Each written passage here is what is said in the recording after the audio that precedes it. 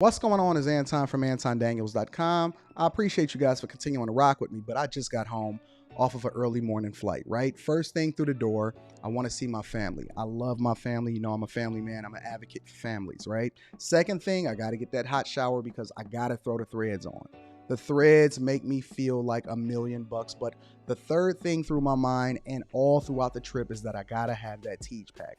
Teej makes my life uncomplicated. It's uncomplicated skincare for men.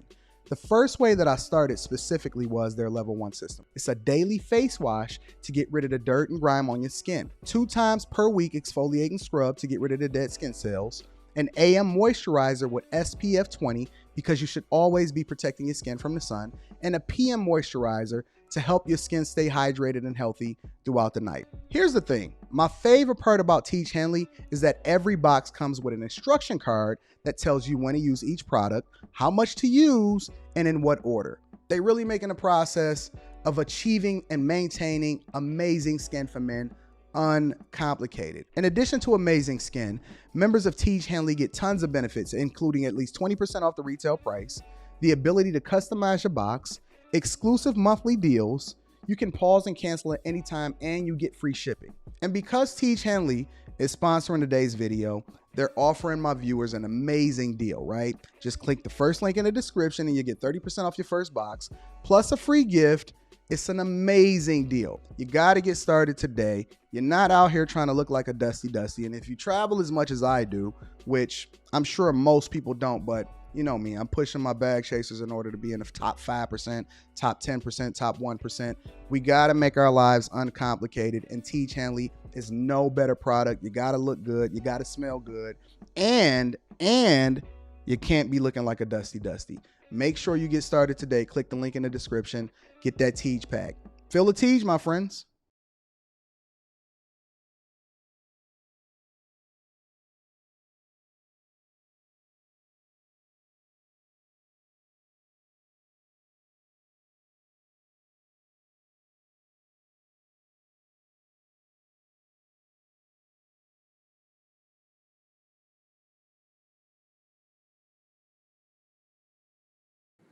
What's going on is Anton from AntonDaniels.com. I appreciate you guys for continuing to rock with me. It is Friday, December 29th, 2023, year of our Lord. 30th, 31st. So the next time that we live stream, it's going to be the 1st of January. That's wild. Can we get a round of applause for never missing?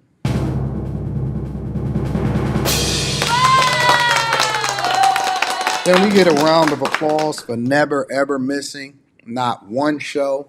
I even got to figure out what I'm going to do. I got to figure out what I'm going to do when I decide to fly back.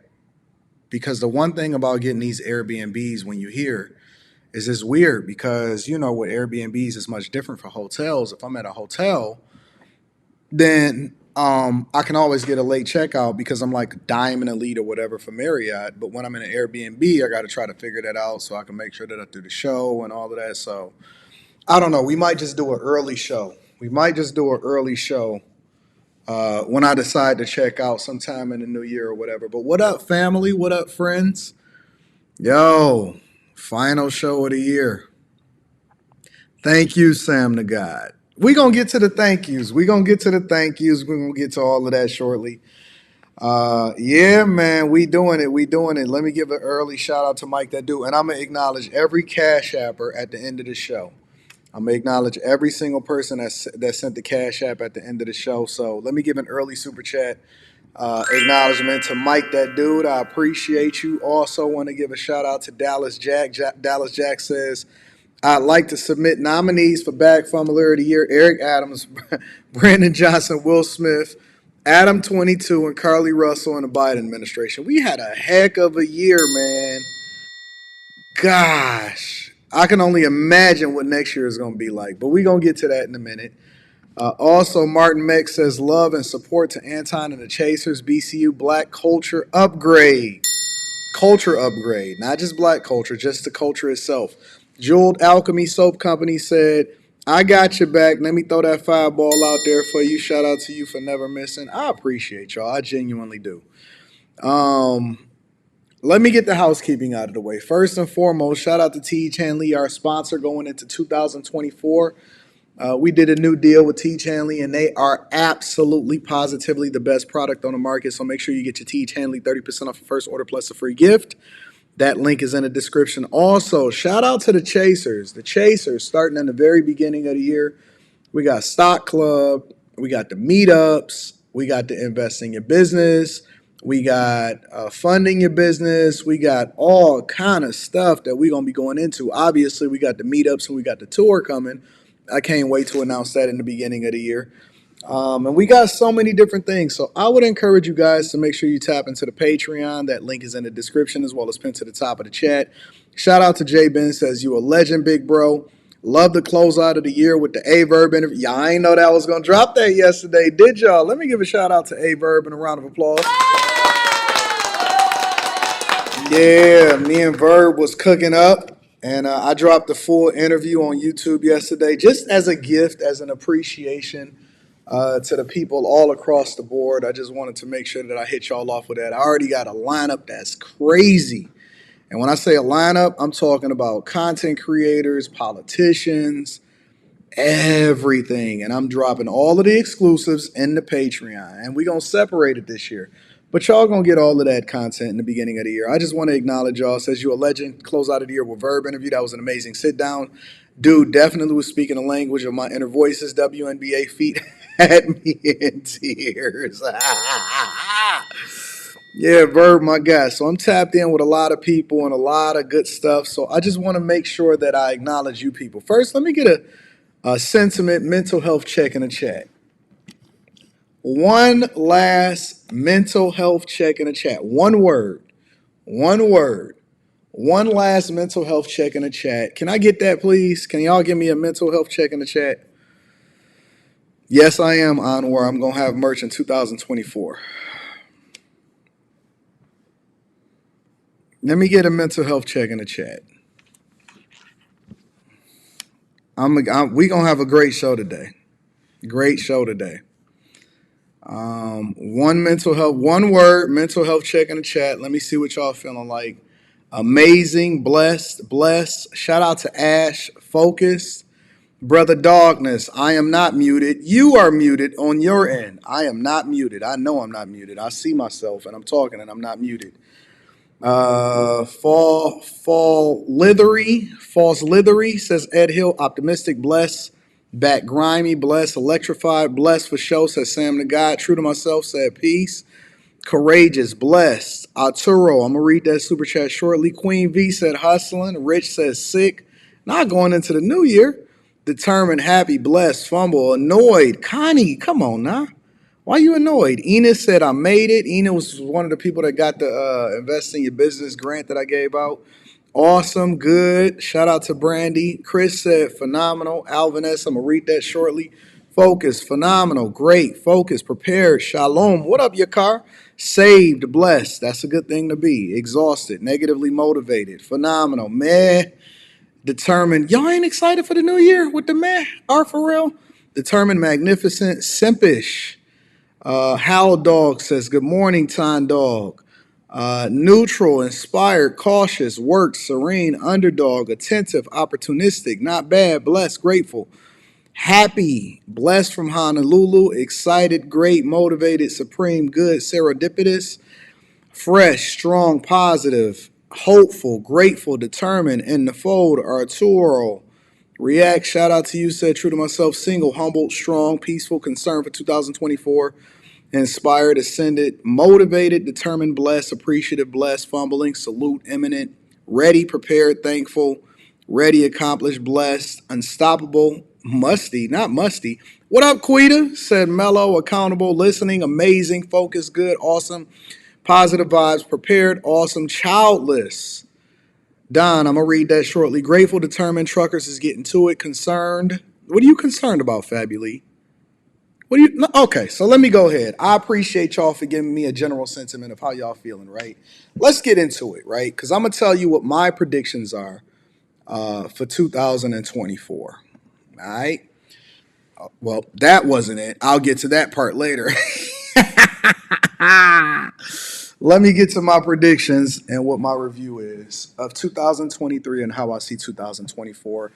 And then more importantly, how I think that you should approach going into 2024, or how you should have been gearing yourself up coming into the new year, right? And so 2023 was an incredible year for me. Across my YouTube social media profiles, not just social media profiles. I'm not even going to talk about Instagram, TikTok, or any of that type of stuff, because on Instagram I'm going crazy. If y'all not subscribed to, or y'all not following me on Instagram or anything like that, yo, I am telling you that I am going to be next up. I think that I am going to have one of the biggest years that I've ever experienced in my entire life. One of the biggest years that I've ever experienced in my entire life.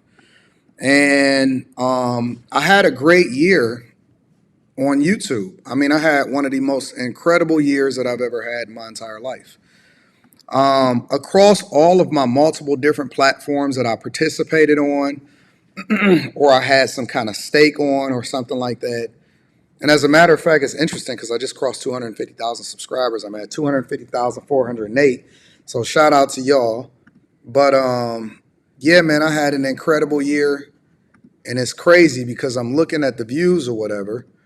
And if I go through the entire year, and a lot of people don't even realize how many views that I do. But just on one channel alone, well, let me just say this. We've done well over 100 million views on YouTube alone. Let me say that again. We've done, just in regular videos, I've done over, across multiple different platforms, not just one or anything like that.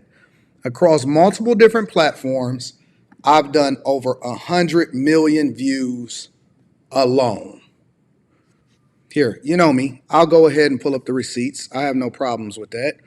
So let me go ahead and show you guys and give you a little bit of insight into what I look at. All right. This is just the Anton Daniels channel. Has nothing to do with the Millionaire Morning Show. Obviously, you guys know that I have not really dropped any shorts. I've just started getting into shorts and stuff like that. But for the Anton Daniels channel alone, just from January 4th through December 31st, I've done over 45 million views just on the Anton Daniels channel alone. Just on the Anton Daniels channel alone, we've done over 45 million views on YouTube alone. Across multiple different platforms, we're well over, and I'm just talking about just YouTube, nothing else but just YouTube.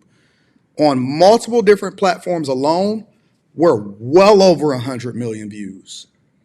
For what we've been doing across platforms for the entirety of my career, for the different platforms that I participated on YouTube alone, I've done well over 250 million views. And so I first want to acknowledge you guys, and I want to say I appreciate you. I love you.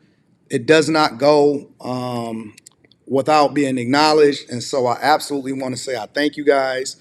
I appreciate you guys for continuing to hold me down both on this platform and on the Anton Daniels channel. And a lot of people don't understand that I'm the hottest dude in my city. I'm the hottest dude, one of the hottest people on the internet right now. And we do numbers. The one thing that they can argue about, they can say that they don't like me. They can say that they don't like how I respond. But the thing that you can't argue with is that I'm a marketing genius. I'm a sales genius. And that the numbers don't lie. The main shorts, those are straight up video numbers just from January 4th through today in December. The numbers don't lie. And so it's been an incredible year. It's been an incredible year from growth perspective. We Started building out our first property as far as from the ground up, buying the land, going through the process of that. We're going to be finishing that in the beginning of the spring. So many accomplishments, so much growth. I think that we're poised to explode in 2024. I think that I'm going to be the hottest person on the internet in 2024, if not one of the hottest people on the internet in 2024. I don't know what that looks like. We got after hours launching. I think I'm going to take over Instagram. I think I'm going to be taking over TikTok. I think that you're going to see me everywhere. So for those of you that are subscribed now or have been subscribed to me for an extended period of time, I appreciate you for getting in on the ground floor, and I will never forget you. I will never forget, and I will never stop being appreciative of the support that you guys have given into me, and hopefully I've given way more into you as far as affecting your life in a positive way. I was out and about in the streets yesterday, jumped inside of my Uber, and I ran into some people that's absolutely dope, exchanged some information. Shout out to the people over there at PS Social down here in Miami. I did a thing where I popped up over at the event, and they showed me a lot of love. I met a lot of ladies, met a lot of fellas. We exchanged information. So network happening all in Miami. I expect to be in Miami multiple different times throughout the next year in 2024. But I'm also predicting that it's going to be a great year for you guys. I think that it's going to be a lot more scandals. It's going to be a lot more divorces. I think that the real estate market is going to continue to go up. So people that are still in the real estate market on the ground floor, I think that you guys are going to benefit from it. If you guys have been taking advice and insight and information from over at the Patreon, I'm going to continue to detail it. We're going to still go on our buying spree. I think that we're going to do more and bigger cars. I think that we're going to do more traveling. I think that the content is going to go to another level. I got a lot of people planning to come on the platform, from some of the biggest names, politicians, all of that. And I also plan on, and this is the most important thing, and this is the thing that I think that y'all should take from this situation. I am planning on investing more money into myself than I've ever invested in my life. Your biggest investment, and they're going to say real estate, they're going to say stocks, they're going to say 401ks, make sure you buy your home. That's the biggest investment that you can ever make. Nope. The biggest investment that you can ever make is in yourself. That is the thing that is the most important. And I'm talking about all across the board. I'm talking about when it comes to your health. I am spending more money and more time in the gym than I ever have before. I am going to invest in my image. I am going to invest in mentorship. I am going to invest in real estate. I am going to invest in content. I'm going to put more money than ever inside of my studios. I'm going to invest in my people that surrounding me and my companies. And so I'm deploying more research, more capital, and more of my energy into growing myself. And I'm telling you, I've been preaching this since y'all have been rocking with me, and I've been telling you since the beginning of time. You have to be selfish before you're selfless. They're going to preach to you. Oh, I seen Dr. Umar Johnson saying that Vanessa Bryant, Kobe Bryant's late wife, is supposed to make sure that she takes the money from his estate and invest it into the black community. Man, if you don't get your cornball cell phone out of there, I can't stand when people tell other people what they need to do with their money. I can't stand. Shout out to Ray Sean. I'm going to read that shortly. Thank you, my friend. I can't stand when other people tell other people how they're supposed to spend their money, but they ain't never actually did anything except for make sure. And let me throw my last darts in 2023 based off of what I'm seeing. How you going to speak on a woman that... And I almost forgot about this because I've been so focused on growing and stuff that really matters and adding value into your life rather than getting into the he say, she say nonsense. I've been focused more on that type of stuff. I might do a whole live stream on him on the other channel. Actually, after hours. That's going to be the very first thing that I tackle on after hours. I'm going to save my real commentary for on there. But how you going to tell a widow? And let me tell you why it's so bad. Because this is not just a woman that was married to a great man that did more for and is recognized worldwide. This is a man, and I'm talking about Kobe Bryant. Or rather, a woman. Let's talk about Vanessa Bryant, his wife, who held him down. Because let's not forget, Kobe was not completely without fault or blemish, and that's not the thing that we harping on. But she stuck by him and held him down, and you never heard Vanessa Bryant ever speak to the general public about anything. She is the very definition of understanding her role, playing her position, and holding down his legacy. So this is a woman that not only held down Kobe Bryant, but she's a widow. And this is not even like on some widow type stuff like, oh, he was in a hospital. We had our opportunity to say our last goodbyes. This man died in the most horrific way. And it was even more horrific because he also died being a great father to a daughter that also passed away also. And for this man to be not only disrespectful in that you telling somebody else how they supposed to spend their money, but he's disrespectful and absolutely the most disingenuous person. When I say the bag fumbler of the year, I nominate Dr. Umar Johnson, because when you could be so disrespectful that you would speak to a widow and telling her what to do when you're not even married and you got baby mamas, and this woman has went through what she went through as far as with her husband and her daughter, and you have the nerve to speak on their relationship. Some stuff needs to be untouched. Some stuff you just let go. Whatever your opinion of it is, whether it's right or wrong, some stuff you just supposed to not speak on. That's one of them. That's one of them. If there was ever a situation where you not supposed to speak on something, because Vanessa Bryant is not even a public figure. She's not a public figure. She is a woman that was married to a public figure that lost her husband and her daughter in a fiery crash, and you have the nerve to open up your mouth to speak on. Now, we can have a conversation about whether or not Kobe Bryant is the GOAT as far as basketball, or comparing to Michael Jordan or LeBron James and all of that. But when you speak on a widowed person and telling her what she's supposed to be doing for the black community, and she not even a public figure, and you don't even have the empathy, you don't have the love within your heart as a person, but all you want to do is talk, and you ain't never did nothing in your entire life.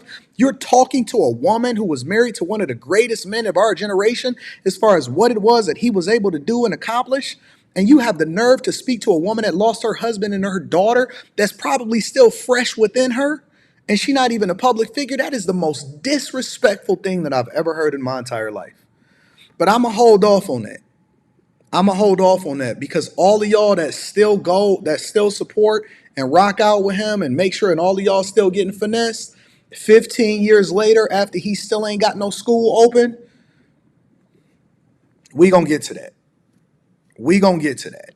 But I think that you have to be selfish before you're selfless. You got to take care of you, because you're going to have enough people that's tearing you down. You're going to have enough people that speak on your situation, that try to pull from you, that try to tell you what you're supposed to do, that's in their best interest and not in your best interest. And I'm not telling you that you shouldn't be a helpful person, but I'm telling you that you got to get yourself together first, because you cannot, and I'm going to quote this again, and I need y'all to carry this with you into 2024. You cannot pour out of an empty cup. You can't. It's just going to kill you. It's going to drain you. It's going to take you out. You going to want to help everybody. That's the dilemma that I see on a regular basis. I wish I can give everybody that I love $1 million and that they would be able to handle it and they would be successful. But then I'm going to be broke. You can't help everybody. You can teach them how to fish. You can give them advice, but even be very careful with your energy. Be careful with your algorithm.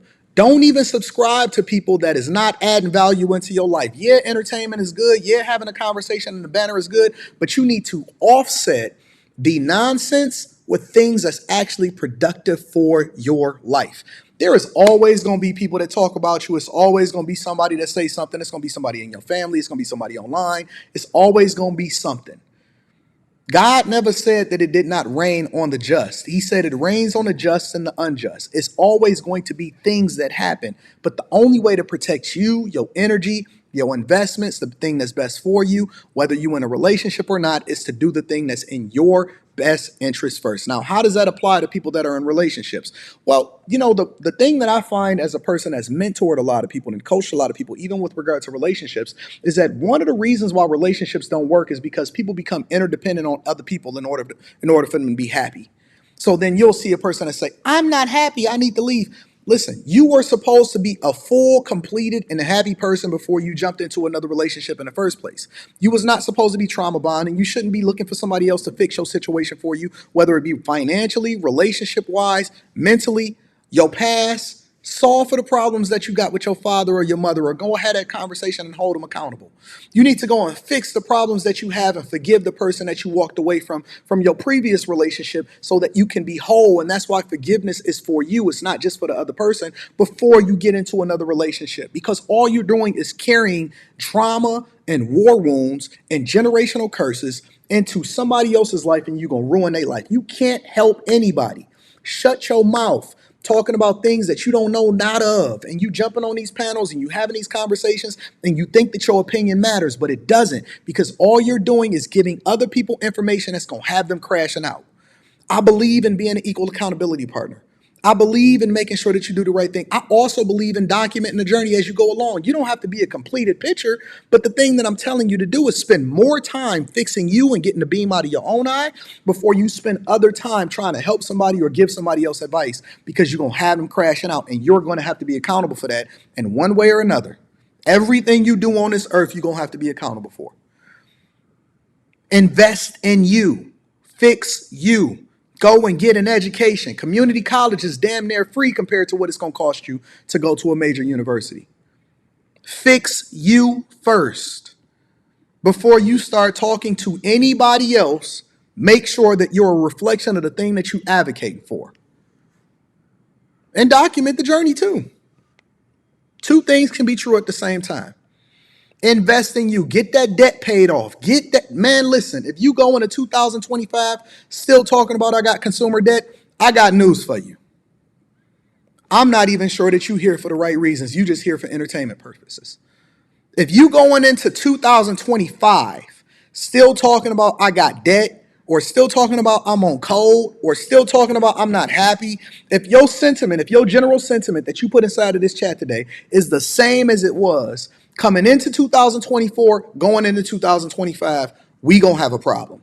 I need you to be better off than you were when you came into 2024.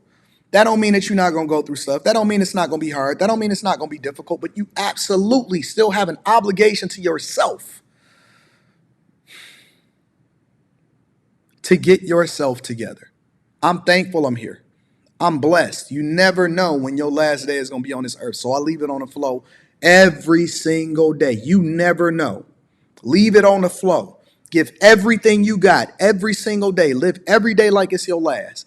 Invest in yourself. Love hard. Live in the moment. Be present when you're in the presence of other people. Take care of business. Make sure you get the most out of your job. Make sure you negotiate for the best deals. Make sure you invest in yourself. Make sure you're getting life insurance. We don't want to do no more fish fries. Lower your lifestyle. Get rid of the debt, and then start to allocate all of your monies over into the thing that's actually beneficial for your children, so they don't have to make sure that they get student loans when they decide that they want to go to college.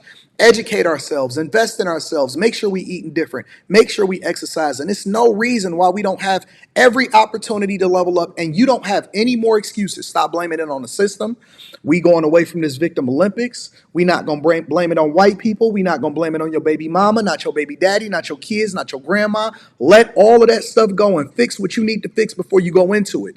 This is not the year for you to set resolutions and say, I'm going to do this, that, and so forth differently. This is the time right now for you to go into the new year whole, because y'all going to forget y'all resolutions anyway. But you can set the foundation by which you can build on if you then get rid of all of that trash and you get rid of all of the things that's holding you back, including your own mentality going into the new year and being a better version of yourself. No more. No more. No more being carried. Now it's your time to start paying it forward. No more being carried. Now is your time to start paying it forward. Let's get to it. Let's get to it's going to be an incredible year. And I am excited to have each and every last one of you guys joining the journey for me. Hopefully, most of y'all are inside of the Patreon. So we're going to be doing tours, meetups. We're going to be getting to the bag. It's going to be so much content that's coming out. I declare today that my every waking moment outside of the time that I spend personally to make sure that I'm building my own self up and having my own good time, because I got to live my life too. Daddy got to have a life too. But every moment is going to be a cook session. As consistent as I was, and you can believe and trust in Anton from AntonDaniels.com. I've proved it. Over a period of years, I don't miss. I don't miss an upload. I don't miss a stream. I don't miss anything. If anything, you can depend on me to make sure that I hold you accountable, that I push you to be greater, that I add value into your life. And I'm going to make sure that everything that I do, I put my all into it. I'm going to be passionate. I'm going to be dedicated. I'm going to want the best for you. I'm going to be the most researched. I'm going to have the best panelists. I'm going to do everything that I can to do the best that I can, making sure that there's no excuses why I don't get everything that I'm supposed to get going forward. And if you don't have the same mentality, then shame on you. Shame on you. And you ain't even, and listen, let me leave you with this also. You don't even have to try to get the person that you laying next to every day, because that's the second best or the second most important investment that you ever gonna make in your entire life. Stop trying to convince the person that you laying next to come on this journey with you. It's men that hit me every day, women that hit me every day and say, Anton, I don't know what I'm going to do. Can I get a coaching session? I get in a coaching session. How can I inspire my husband? How can I inspire my boyfriend? How can I inspire my wife? How can I inspire my girlfriend to get on the same page? That's not your call. That is not your doing. You cannot control another human. What you do is you inspire them. You don't have to try to convince your family or your friends or any of these other people, hey, man, go and listen to Anton Daniels. You send them the content and let them make the decision for themselves. Hey, man, come on this journey. Hey, we need to make sure we get our debt paid off. Hey, I want to start doing things a little bit differently. You just start doing stuff different. Stop trying to convince them to get in the gym and just be in the gym. Stop trying to convince them to just get in the gym and just be in the. I don't say, hey, as a household, we all going to eat differently. I don't do that. I've never done that. You know what I do? I just start eating differently. And then Rita come in here, hey, are you eating dinner today? Yeah, but I'm going to order something a little different. I know that you cook it. And then you know what she just started doing? She just started making adjustments. Because her lifestyle is going to be reflection of mine. Once I start going back into the gym and all of that, she was already fit. She's super duper fit. But then she see me working out and I'm changing my diet and all of that. She like, oh, you ain't about to leave me behind. Because my communication is based off of my actions. It's not the things that I say is the reinforcement for the things that I'm already doing. I don't even talk about it until I'm starting to do it. That's why when I'm on these live streams, I'm having conversations with you guys. I don't talk about things that I'm not living or that I haven't lived or experienced or that I don't know. I don't give you advice when it comes to, do you ever see me talking about cryptocurrency? You never see me talking about cryptocurrency. I may report on Sam Bankman-Fried or whatever his name was as far as getting convicted and then thrown under the jail for, finessing and frauding. But you never see me giving you advice based off of cryptocurrency. You know why? Because I haven't mastered it yet. There's people out there that you can probably tap into. Be very careful who you tap into. But I don't speak on things that I'm not doing already. I can't tell you how to develop land because I haven't completed the property until spring 2024. Then I will break down, and I've already been documenting the journey inside of the Patreon. Then I will break down and tell you, okay, this is my experience. I'm not telling you guys what to do, but I'm going to give you advice based off of the things that I've learned. When it comes to how to level up in corporate America, I can give you that game. When it comes to being a real estate investor, I can give you that game. When it comes to being a content creator, I can give you that game. When it comes to starting your business, being a restaurant owner, sales, marketing, social media, all of those type of things, looking at politics, understanding where it comes back to the money, how to manage your relationships, how to be successfully married, I can give you that game. I know this. I am a master of it. I put in my 10,000 hours plus. But I am not going to talk about anything until I master it. So when you're trying to inspire other people to do things, be a reflection of it. Be a reflection of it before you start giving advice about it. People keep talking about, well, you can take advice from anything. I'm not, because there's too many people that's already successful in it. Why would I be seeking your insight and your information when you a failure at it, or you haven't really experienced it, or you just speaking from the outside based off of what you think you know, versus a whole lot of people. It's 1,700 millionaires that's made every single day inside of the United States of America. Why would I be sitting here talking to you about what your advice is on being a millionaire and you ain't never even seen what $1 million look like? You don't know what it feel like. You ain't never touched it. You ain't never seen $100,000. You ain't never made $100,000 in your life. You're not even a dollar millionaire. You are in the negative. Most of these people out here in these streets are in the negative. Their net worth isn't even zero. They're going into 2024 not even with a net worth of $1. And they're going to sit here and criticize. They're going to talk about you. They're going to try to say what you ain't got. And meanwhile, they're spending all of their time doing like this about you and none of their time doing like this about them. I ain't got time for that. I don't have time for that. I have to be it. I have to live it. I have to experience it. Not from your perspective. I could take the advice from you, but I got to see it for myself. When people see me and they see me traveling to Tokyo, or I can fly where I want to fly and I can drive what I want to drive, that should be inspiration. When I see that junk, when I watch the videos online, I'll be thinking to myself, I got to get me one. Man, I got to get there. What do I have to do to make the adjustment? Why are they doing that differently? What is that? What is that over there? Is that a big house and they got a big old backyard back there? I need to be able to experience that so I can make the decision for myself if I want to live in the suburbs or the city. It's my choice. It's mine to turn down. I don't window shop. I'm not even going to the car dealership unless I can make the purchase. I'm not sitting here negotiating. I am going to live it. I'll ask you for forgiveness before I ask for permission. I'll ask you for forgiveness before I ask you for permission, because I don't have time for the nonsense. I don't have time to be sitting here pretending and wishing on a star. I don't believe in hope. That's what Obama ran on in 2008. Hope. I don't even believe in hope. I believe in faith. And then I have to make sure that I manifest it by actually using and doing what my God-given talent is, the things that God gave me in order to manifest it, because faith without works is dead. It's a multi-level equation that I have to make sure that I put together in order to be able to be successful in this thing. I'm not waiting on you. I'm living it. I don't have to tell my chick, yeah, we about to change our diet. No, I'm just going to change it, be a reflection of it, and then she's going to follow me because she's inspired by it. Keep on telling your kids, do what I say, not what I do. Learn from me. No, be it. You still alive. You still breathing. You still got time on this earth. Be the thing that you want your children to follow after. Stop trying to get them to live the life that you never did. Get them to capitalize off the life that you've created for them. Be the thing that you want other people to be inspired by. Don't just talk about it. Live it. Don't just talk about it. Live it. You hear me? You hear me going? Listen, this is the last live stream from the Millionaire Morning Show going into 2024. We are going to cook. And there's no man left behind this year. No man left behind. If you are here and you with me, or you got a coaching call, or you're a part of the Patreon, or you subscribe to the channel, listen, I'm with you, even if you are the dustiest of dusties, but I am going to make sure that I pour into you every single opportunity that I can. But the only thing that you're going to have to do is you got to keep showing up. You got to keep showing up. And maybe you ain't there yet. Maybe you just trying to figure it out. Maybe you're not a bag chaser yet. Maybe you're not inspired yet. Maybe you don't believe yet. But if you stick around long enough, I guarantee you that I'm going to have a positive impact on your life. It ain't nobody that had never spent time with me in real life that left worse off than they were when they came here. They all come out better. They all come out better. It ain't a person in my life that come into my life and leave not in a better space than they had been here. Not one. Not one.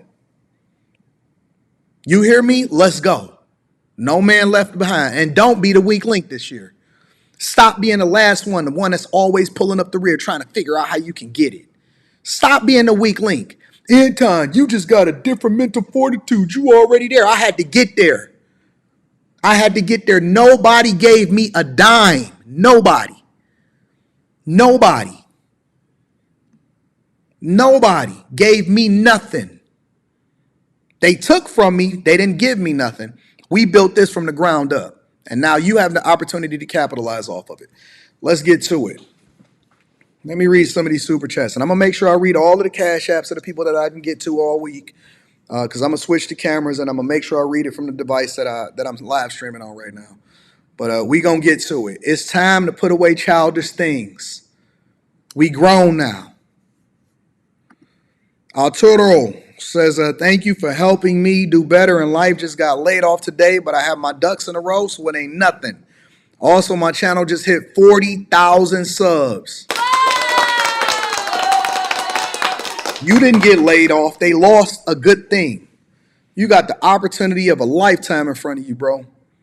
The opportunity of a lifetime in front of you, bro. Shout out to you. I appreciate you for holding me down. Alvin S. says, AD is a live streaming sniper. He never misses. Appreciate the game on so many levels. Great meeting in real life. DC, NYC, Miami, New York City. Back chaser for life. Shout out to everybody that met me in one of those locations. Don Pietro says, my first live stream listening while at work. What's up, Anton? Oh, you went for us. Treat today. You came in on cook session. Roticardo showed up with the $5. I appreciate you. AL says, y'all tried it. 0-28. Yeah, we doing it. You see what AL still coming with that negative energy going into 2024? I see you. Christian West is in the building, says, appreciate the game you dropped. My sister is better because of it. And I hope you get that. Oh, we ain't got to hope. We getting that 30 million. I'm coming to get my 30 million. Here's to an even better year in 2024. I'm coming to get my 30. I'm coming to get my 30. Miss Crotty Shetty been holding me down all year. Thank you, Miss Crotty Shetty. And one of my greatest students of all time.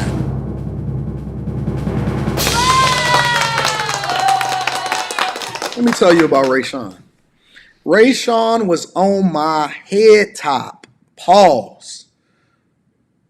For what? All of 2022, he said, Anton, I got to get it. Anton, I got to get you. I got to get it. Man, listen, just give me the shot. Give me the moment. Give me the opportunity. Let me pick your brain. Let me kick it with you in person. Let me become a part of the page. Let me do this. Let me be coming to this. And then I said, all right, Rayshawn. Okay, I'm telling you the truth. He will tell you. I said, all right, but I'm going to push you. Rayshawn, word for word, blueprint for blueprint, came through, and that boy is probably going to make well over $1 million next year, and that is no exaggeration. If y'all haven't had an opportunity to meet this young man, Rayshawn, ladies, if y'all ain't been throwing y'all shots at him in the DMs and trying to get him to show up, I mean, he different.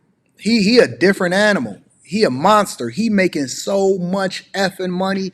This dude has so much confidence. He is winning. He is God-fearing. He is literally the prototype dude that all of these chicks should be throwing every single piece of box that they can get towards his way. I'm just telling you the truth. Rayshawn is quite possibly one of my greatest students thus far, and I am so excited for him because I believe that he's going to be much more successful than I ever have been. Just make sure you give me a shout out once you beat me, Rayshawn. Once you take off and you beat me, make sure you give me a shout out, big dog. That's all I'm saying. Shout out to the chasers. Shout out to the seat at the table members. Rayshawn in the building. I'm not even going to say I appreciate you, Rayshawn, because this is what we do. We have lunch inside of the airport, me and Rayshawn. Real talk. Real talk. Number one bag chaser of the year. I'm probably have to get that to him. The Gray Way with Tim Ball says, I stumbled on why you don't attend black churches anymore in August. The presence of the Lord is here. Had me subscribing instantly. Got more than expected. More insight for my life. Head HNY, bro. Thank you. Thank you, my friend. I appreciate you. Chris Simmons. Thank you, bro. Chris Simmons says, want to drop something in the collection plate on the last show of the year. I believe this year has been a great for the bag chasers, but 2024 will be even greater. Tell your favorite celebrity to go holler at Anton. Hashtag never miss 2024. Hey, I don't think nobody got the work ethic that we got here. We got. King James 93 says, good afternoon, big bro. Thank you, and a good afternoon to you too, my friend. Antonio Watkins says, growing mentally, physically, spiritually, financially, all 2024 hashtag bag chasers. Started off with a 21-day raw vegan detox cleanse in the building. Shout out to my dog Antonio Watkins. I appreciate you. AR Smitty says I must have tuned into Wednesday night. No, this is how we doing it in all 2024. Chase Burns says, with the 2024 election season around the corner, 80 is going to drop a mean accountability bomb on these U.S. streets. Top YouTube correspondents, never miss, John Wick style. Hey, man, listen, I got some politicians on deck. I might be hiring some people. I'm going to leave that for later. Announcements to come. Regime says Anton is for the people. I appreciate you, big dog. Listen, we got to get to the show, y'all. We got to get to the show, y'all. Y'all ready to cook? All right, let's go ahead and get to these quick hits, y'all. Let's get to the quick hits. Quick Hits is a segment of the show where we basically keep in mind and break down everything that's going on out here in these streets, man. But on top of that, it may not necessarily warrant an entire segment dedicated to it, but I still got to keep you guys up to date. All right. First on Quick Hits, and you guys have been sending this to me, and so I wanted to make sure that I did a little bit of research on it. Apparently, there's a Tesla robot that attacked a factory worker slash engineer inside of one of the facilities. Take a look. Just when you thought you heard it all, brace yourself for the bizarre. It's something that you might expect to see in the movie I, Robot or The Terminator, but this scenario jumped right off the silver screen into a car factory. Chief Transportation Correspondent May Beeler is here now. And May, a new report was just released about a robot going rogue in a factory and injuring a worker. Yeah, and drew blood. Wow. In the process. This is wild. All right, if this isn't the most bizarre thing, I really don't know what is. It is hard to believe this could happen in real life, but a software engineer was attacked by a malfunctioning robot. Yeah. It happened on the floor of the Tesla factory in Austin, Texas. That, according to an injury report submitted to federal officials and health authorities. While the attack actually happened 2 years ago, the outlandish incident has just now come to light. The robot reportedly attacked and just really acted out on a violent streak after the engineer disabled other robots and inadvertently left it on. Reports say the robot pinned the engineer and sank its metal claws into its back and arm, causing serious injuries, leaving a trail of blood on the floor. Now, the robots were designed to cut car parts from cast pieces of aluminum. The engineer was just programming the software and turned two of the other robots off to work on the machines. But the rogue robot was accidentally disregarded, unintentionally left operational, and perhaps displayed its dislike for the disabling of his Android associates. One can only wonder what in the world prompted the attack. You can't make this stuff up. So it wasn't the actual humanoid robot, but it was actually an arm or a robot that was inside of a facility. I guess that he decided that he missed a step and didn't turn it off or didn't disable it all the way properly before he started to update the software and work on other robots. But that robot went rogue and allegedly pinned him down and then sank its metal claws inside of the engineer, which caused bodily harm and injury. And so, yeah, be very, very careful. I will keep an eye on this. I'm not sure how much sooner. They obviously tried to bury it, but once people started getting their hands on it, they wanted to make sure that they released it to the general public. But I will keep my eye on this type of thing, making sure that you guys stay up to date on our upcoming demise from all of these rogue robots and these AIs and all of this stuff that's happening out here in these streets. In addition to that, Apple Watch sales are back on. Let me bring you guys up to date on what's going on with that.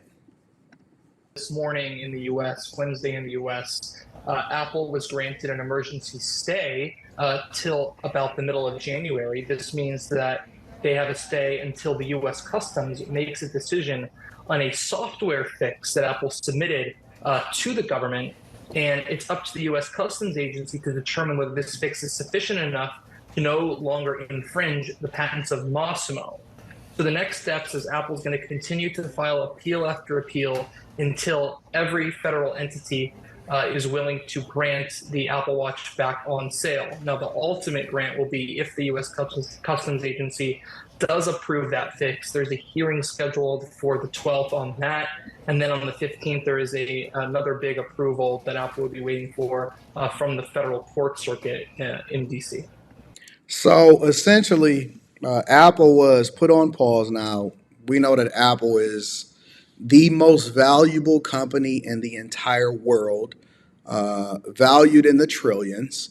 and they had basically had been slapped with a ban. Now, I did a little bit more research into this, and so I want to give you guys a little bit of update of why this happened in the first place.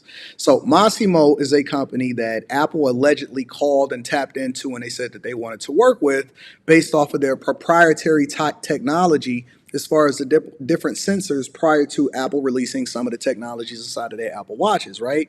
And so they tapped this company and they said, hey, we want to work with you guys in order to make sure that some of the technologies that you're putting together, we definitely want to adopt some of that. And then next thing you know, for whatever reason, Apple didn't work with them, but they started allegedly poaching the people that work from them, all the way up to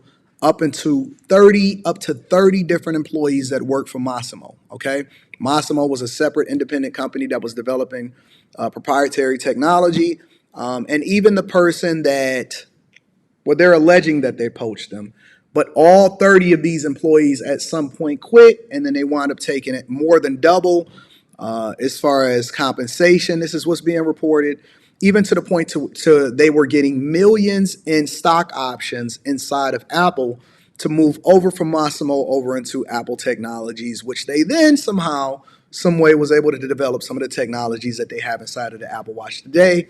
That was then also published under some of the employees that used to work for Massimo. Later on, once they started getting to Apple, Massimo sued, taking too long. Then they went another route that then eventually led to the ban of Apple being able to sell Apple Watches until they come to some kind of agreement. Apple has now gotten the release from some form of a federal court that allows for them to continue to sell the watches.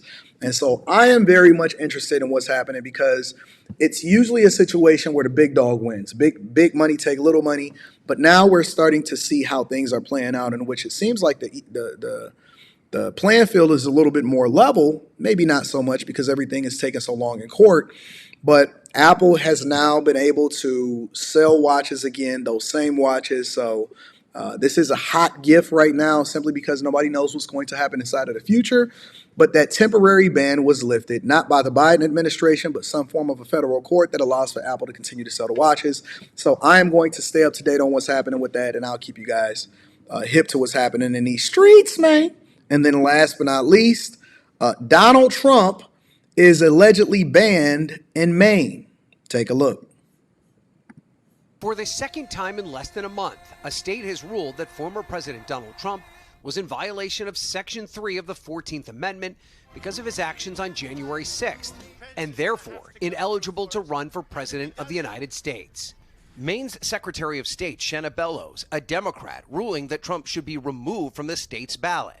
In her decision, she writes, "The weight of the evidence makes clear that Mr. Trump was aware of the tinder laid by his multi-month effort to delegitimize a Democratic election and then chose to light a match." The ruling by Bellows is similar to the decision made by Colorado's Supreme Court that also declared Trump ineligible. And while both rulings are unprecedented, former President Trump's name will remain on the ballot for now while the court process plays out and appeals are made. But Trump's culpability related to January 6th is something the U.S. Supreme Court will likely still have to deal with. Trump's campaign called the ruling a partisan attack. We are witnessing in real time the attempted theft of an election and the disenfranchisement of the American voter, said Trump campaign spokesman Stephen Chung. An attack Bellows rejected. My obligations to the Constitution and rule of law come before any other consideration. No other factors could weigh on that decision. Challenges like these have popped up across the country, and most have been denied, including in Arizona, Minnesota, and most recently Michigan. Hours after the Maine decision, the Secretary of State in California announced that the former president would remain on the ballot in that state after facing calls to remove him.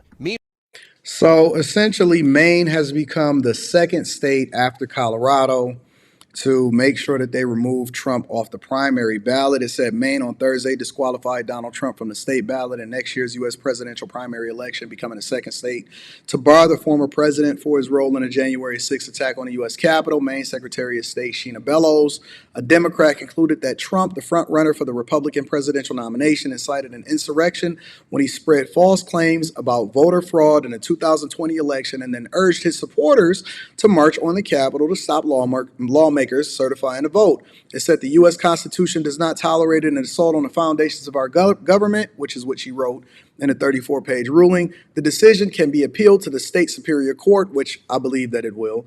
And Bello suspended her ruling until the court rules on the matter. Trump's campaign said it would quickly file an objection to the atrocious decision. All right. So essentially what you're seeing happen is that they're trying to create a ripple effect across multiple states. In California, he will be on the ballot in California and in Michigan. But for Colorado and Maine, even though Maine has suspended its ruling until the Supreme Court participate, what's basically happening is that they're forcing the Supreme Court to deal with this problem by forcing their hand, because you can't have a bunch of little states then saying that, oh, he's not going to be able to appear on the primary ballot in our state, right? You have to give the people the ability to vote for the person that they feel like is best for the job. But obviously, we see that going into 2024 is nothing has changed, and people are still going to be doing what they want to do, and they're trying to rob people of their ability to vote for who they want to vote for in the election. And we're still going to be monitoring this going into 2024. All right. So, ladies and gentlemen, that is your quick hits for the last live stream of 2024. And I'm going to go ahead and knock these super chats out so we can go ahead and get to the show. All right. Let's get to it, y'all. Twisted Pup is in the building.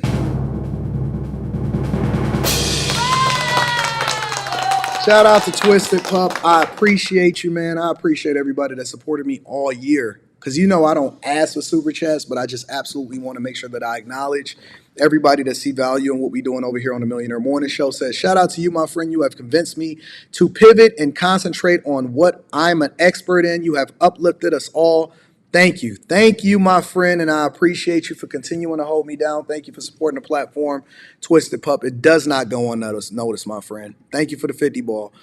Chris J says, good morning, people. Salute to the Chasers. Anton, is 2D cold in Detroit. I'll pull up first weekend in June when it's warmer. I don't blame you, Chris.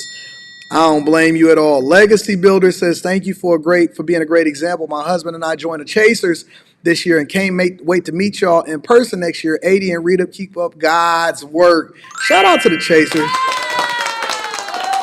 Y'all not a part of the Patreon. Y'all need to tap into the Patreon. Link is in the description as well as pinned to the top of the chat. I appreciate you, Legacy Builders. Glow Hardy, my dog. Hey, you a funny dude. Anton, I'm trying to be like you, big dog. You know this. I need your mentorship. I know I messed up. I took my L's. I'm trying to live right, joyfully, and in God's purpose for me. I want to be excellent, and you will be. I know you already sent me an email. I got you, big dog. Thank you for holding me down. I got you. Jay Ben says, Robot said, take that. Shout out to my dog, Jay Ben. Another person that I rock out with, my Phoenix brethren out there. Will the CNA says, great show. I'm joining the Chasers top of the year. Birthday chillaxing tomorrow. Hey! It's your birthday on the 31st. Shout out to you, my friend. God bless you. And happy birthday, man. I love it. All right, y'all ready to get to the real part of the show? Come on, y'all. We got another few segments we got to get to before the end of the year, all right? Updates on the migrant crisis. So I'm going to give y'all a little bit of a summary because I believe that politically and also internationally, aside from the wars and what's going on in Israel and Ukraine, for 2023, this is something that I've been on top of the entire year. Now, I see a lot of other people want to participate in the conversation all of a sudden, and I think that that's good. Just make sure you give me credit for what it was I've been on top on for the entire year, that I told y'all that this is one of the most important issues that we was going to have to deal with this year, all right? But 2023 was basically the year of the migrant crisis. Take a look. Right now, there are more than 26,000 people from the southern border seeking asylum in Chicago. They're at the center of a humanitarian crisis and a political tit-for-tat that only continues to escalate. It was the waning days of Mayor Lori Lightfoot's term in late spring when migrants again started showing up in Chicago en masse, dropped off by buses personally sent by Texas Governor Greg Abbott. As she passed the reins of this sanctuary city to newly elected Mayor Brandon Johnson and pandemic-related restrictions at the border expired, asylum seekers flooded into Chicago. Hey, remember when Lori Lightfoot was in office? It seemed like it was so long ago. It was only like 6 to 7, maybe at most 7.5, 8 months ago that Lori Lightfoot was in office. If y'all would have known that y'all was going to be dealing with what y'all dealing with right now, let me ask you a question. Would you would have rather reelected Lori Lightfoot? These are your only two options based off of my scenario, my hypothetical scenario. Would you would have rather reelected Lori Harvey, or would you would have rather had Brandon Johnson? I know it's the worst of both two evils. If you would have known, if you could have predicted how things was going to happen in Chicago for all my Chicagoans and people over there in Illinois, would you would have rather rolled with Lori Lightfoot 2.0 for a second term, or would you would have rather had Brandon Johnson for these last 7 months? Nowhere to go and hundreds of them arriving each day. Migrants made refugee camps of Chicago police stations. Muy difícil, muy difícil. Families sprawled across floors in blankets among their few belongings. On his first full day in office, Mayor Johnson stopped at one of the city's first hastily established shelters at Petrosky Park in Little Village. I'm going to work very hard to make sure that those who are seeking asylum are supported, but we also have to be very clear that there are families in the city of Chicago who have been ignored for a very long time, right? Didn't that go out the window? Look at how much vigor he has in his voice. He's moving on fluidly, and he's having a good conversation, and he's talking with his hands. Now that boy sit like this.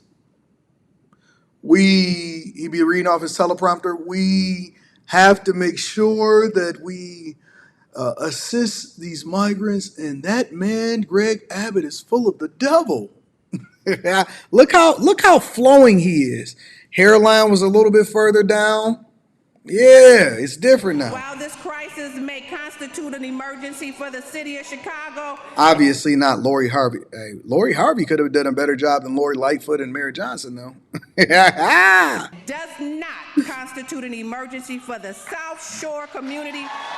The scene played out time and time again in neighborhoods in every corner of Chicago.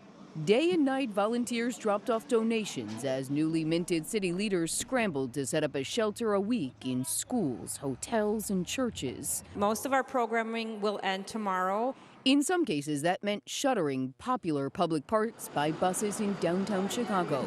In mid-October, with winter closing in, Mayor Johnson sent his top deputies and 3 city council members to Texas.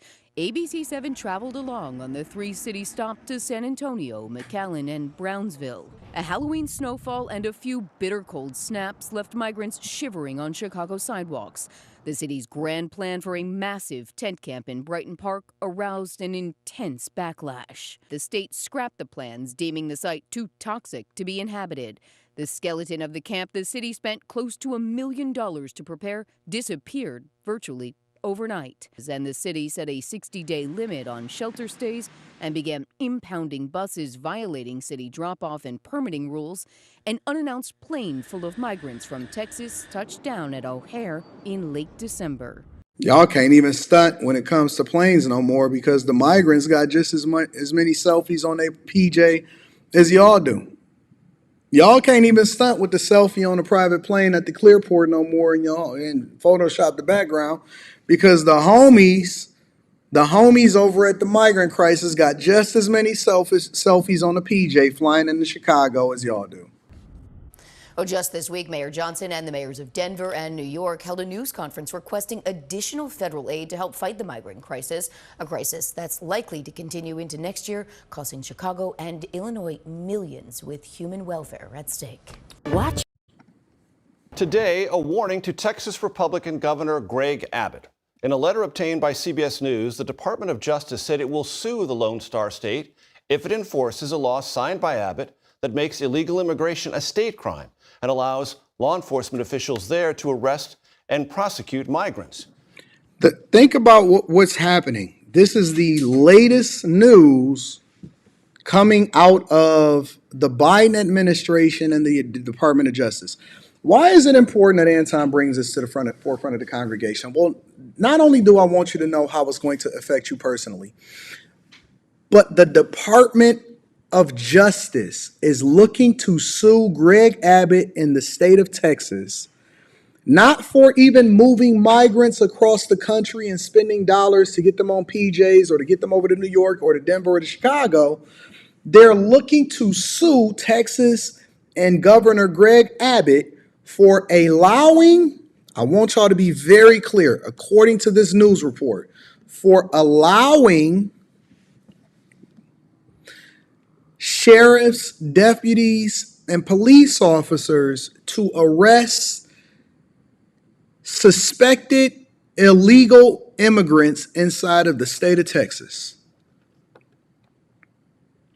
The Department of Justice is looking to sue the state of Texas and Governor Greg Abbott for allowing for police officers, sheriffs, and deputies to arrest suspected illegal immigrants inside of the state of Texas.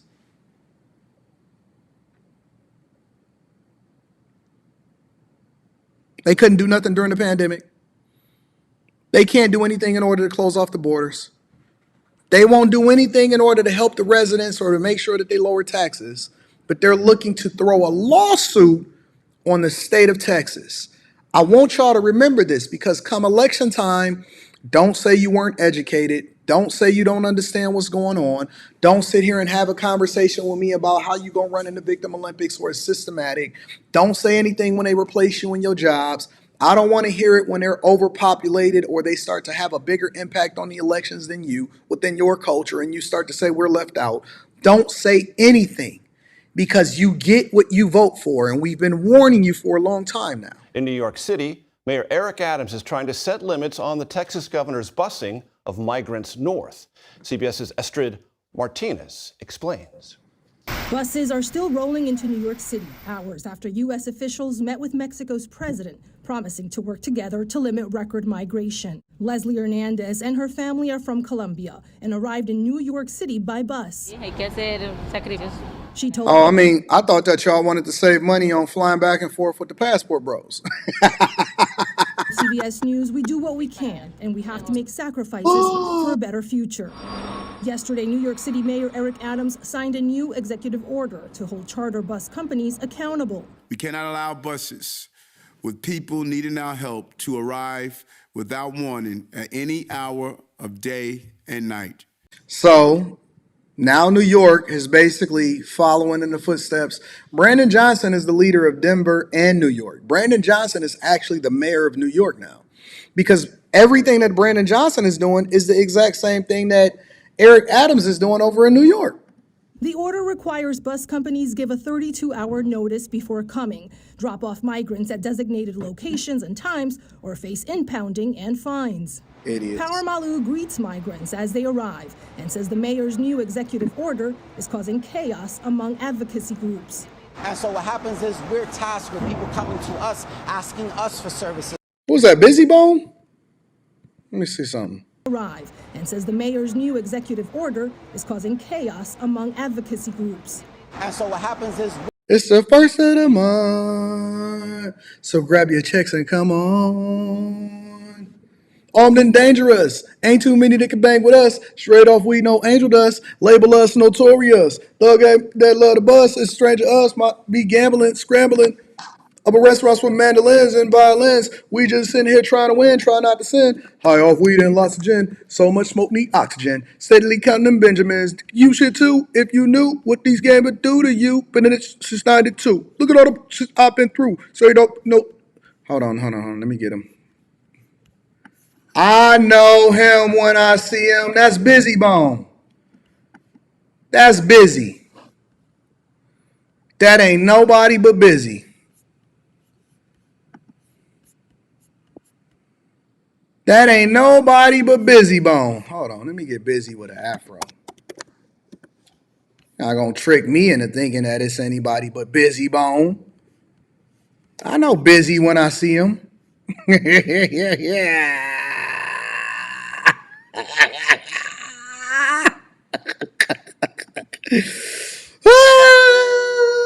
Shout out to Busy Bone. That's helping the migrants out here over here in Chicago. I didn't even think that y'all like Chicago, because I thought that Cleveland was beefing with Chicago. Listen, I can't keep getting distracted. I got to focus on what I'm focusing on. Shout out to Busy Bone out there. Oh, God, Anton. For the love of money. Got to get that money, man. That money, man, is still the same. Got to get that money, man. Money, man. We're tasked with people coming to us, asking us for services. I call this fabricated chaos.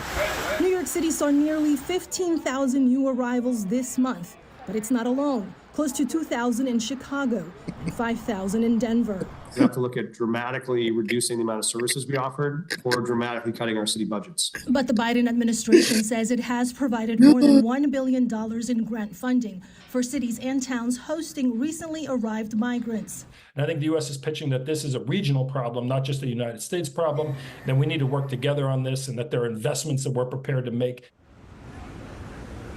And tonight, CBS News has learned that migrant crossings. Who is Astrid Martinez?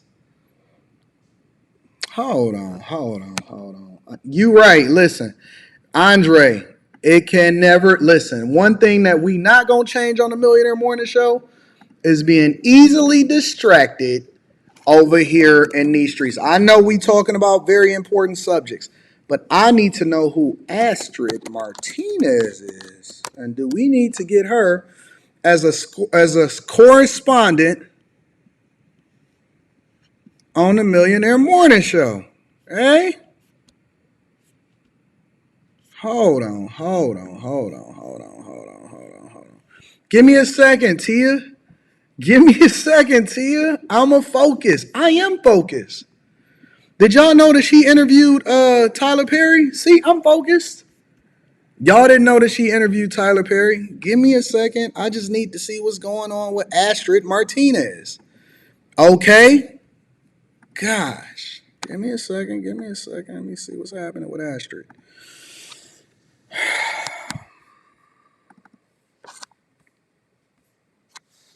She got too many followers. If you want to holler at a chick on Instagram, you got to make sure you talk to.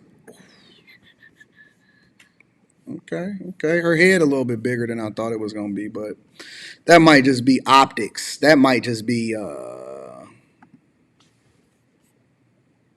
she kind of cute, though. I think we can get her. She kind of looked like a Kardashian right there. You know what I'm saying? What y'all think? Yeah, she modern. She a modern one. Okay, I see you, Astrid. We gonna work on that. Hold on, give me a second. Just real quick. Just want to see something.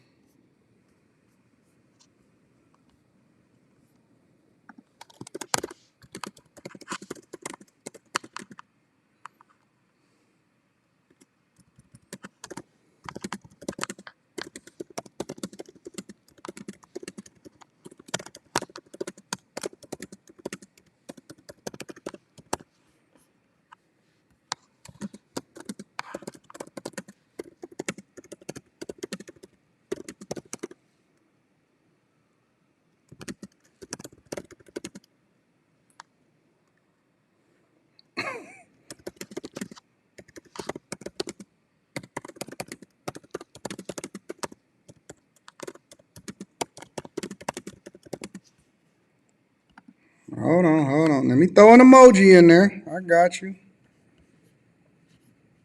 Get my corrections in the migrant crisis, all right? Got that Grammarly popping. All right. We got it. Hold on, let me make sure I did that correctly. All right, we got it. We good. All right. Let me get back focused on what was happening with the migrant crisis. Where was we at? Let's just go over to the next clip, ladies and gentlemen. It baffles me. New York City is the economic engine of the state and the country. And I don't have the answer. Cities should not be handling national problems. And so I don't have the real understanding of, I'm hoping that our national leaders understand that and come a real immigration reform, a decompression strategy, pick up the price tag of this issue. Christidi CEO John Katzimatidis joins us now. John, it baffles him. I don't really think that it should baffle him, given what we're seeing. He could easily... Oh, okay. I know where we at now. Now, this is a CEO. I'm on it. This is a CEO that basically is giving his opinion on how Eric Adams over in New York, the mayor of New York, is handling the migrant crisis, okay? And our status as a sanctuary city, and people would know they wouldn't get free stuff if they came here, and then it might stop until the federal government does its comprehensive immigration reform. What do you think? There is no sanctuary city. That's a made-up situation. And he stood there and welcomed everybody in. And he thought, well, let's welcome the people in. Maybe I'm going to run for president someday. And that's a situation like that. And so the CEO basically is saying, the CEOs and the people with power is basically saying that the play for a lot of these mayors in designating their cities as migrant cities was a political play to set them up for an opportunity to be able to become vice president or president one day or to move up in the political ranks. They were sourcing favors, and they were also playing to their demographics that would allow for them to be a little bit more electable because it shows that they understand, I don't know, international policy. And when he decided to go to Washington meet the other 6 mayors to stir the pot, well, a funny thing happened to him on the way to Washington. As his plane was taking off, they were kicking him in the butt. Is that the nicest way I can say it? Say that. Saying that, see, why did you want to come to Washington and mess with our lives? Right. And but look, New York is under attack. Our country is under attack. Our borders are under attack. I mean, this is the worst situation. I'm 70 years old. This is the worst situation I've seen in 70 years. But John, so Adams is going to D.C. and He said he's 70 years old as a CEO. This is the worst thing he's ever seen in his lifetime. Remember, y'all, New York, they knocked down the towers. We had the pandemic. We had a lot of things. He's saying that this is the precursor to one of the worst things that he's ever seen in his 70 years as a CEO living on this earth. complaining about Biden, but at the same time, the city is issuing 50% more NYC IDs this year than last year. So you've got migrants coming. No surprise, these IDs are going out the door because your immigration status doesn't matter. So, John, he can't go to D.C. and complain about policy and at the same time be rolling out the red carpet to benefits and work permits with these IDs. Fine. Things are out of control. Yeah. They're out of control in New York City. They literally awarded. Okay, so let me ask y'all a question because this is something that I'm not familiar with. Let me ask y'all a question. They've awarded a record number of IDs to migrants. 112,000 in 2023 alone. We have no clue of how many they awarded in 2022 or 2021 for that matter. Who knows? They've awarded 112,000 IDs. Are they also doing this over in Chicago and Denver and all of these other cities? Because, let me ask the question. Let me just ask the question because I don't know. I don't know everything. I know a lot, but I don't know everything. So if they award you an identification card, does that prevent you from being able to cast a vote? It's all that you need in order to cast a vote inside of the election, whether it be a local election or a national election. And again, I don't know because I've always been a U.S. citizen, so I don't have any insight into how that plays out. Is all you need an identification card in order to be able to vote?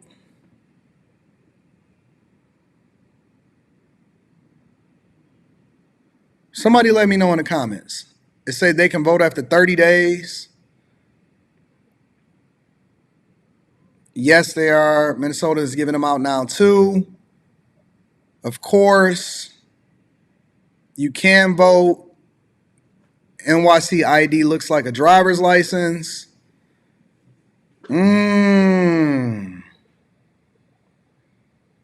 No, state ID and an address is all you need. That's what I heard. That's why I'm asking a question. Because I heard that a state ID and an address is all that you need. No SSI number, but got ID. If you don't vote, you're not American. It's all about the votes. Yes, they can vote. So it looks like we got some research to do.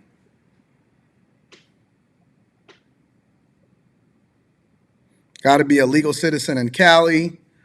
They're basically selling out the city. What they need to register to vote, yes, and a residence. It looks like we don't know, y'all. We got to do some research. All right, so this is what I'm going to do. This is what I do, because it looks like we all confused, because none of us is really familiar with this. This is uncharted territory. Yes, Yakar, I know that you're supposed to be a citizen to vote, but what I found during the last election is that there was a lot of mail-in ballots, and there was a lot of misinformation with regard to what you need to vote. And then they were saying that, they don't want to prevent people from voting, and they was busing people over to the polls, and they didn't want to deny people the right to vote, but then they wanted to make sure that they counted the ballots late and stuff like that. So it was a lot of information that was flying around. And I know that you're supposed to be a citizen, but some people are saying that you can vote in a local election. Some people saying that all you need is an ID and a residence. So I want to make sure that we have all of the right information going forward so that we can give you guys some insight, because that may play into why they're letting so many people in here, and it may be multiple different reasons that benefit certain people as to why they are now being able to be coming in mass numbers. They're out of control in Washington, and the American people have to realize enough is enough. I mean, the borders, when you got people coming in from Africa, you can't feed the entire world. You have to know who's coming and going. 17 just came in on the terror watch list. So they know that. I want to get to your feeding point, because one of the things that Adams talks about. Wait a minute. What is that? Why is this called the Big Money Show? Are they trying to be like the Millionaire Morning Show? They probably been around a lot longer than mine, but theirs look a little corny. Let's continue. To the city, because we're housing migrants, feeding them, educating, and healthcare. One way out is work permits. That's something that Adam's been pushing for. You employ a lot of people in New York City.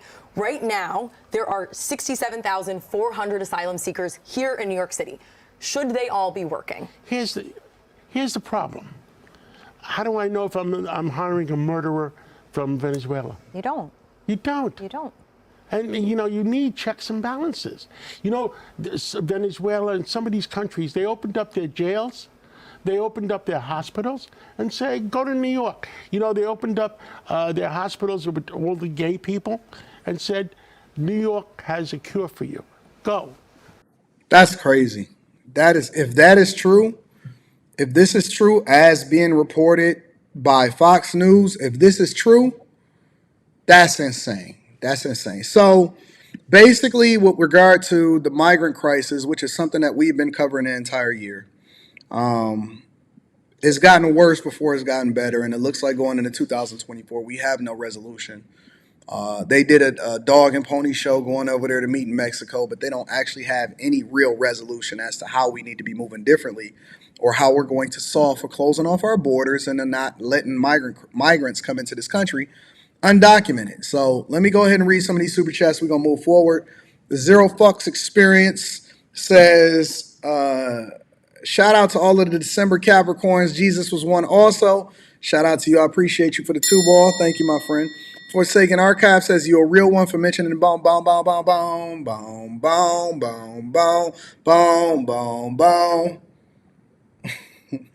Yo, for the love of money. Gotta get that money, man.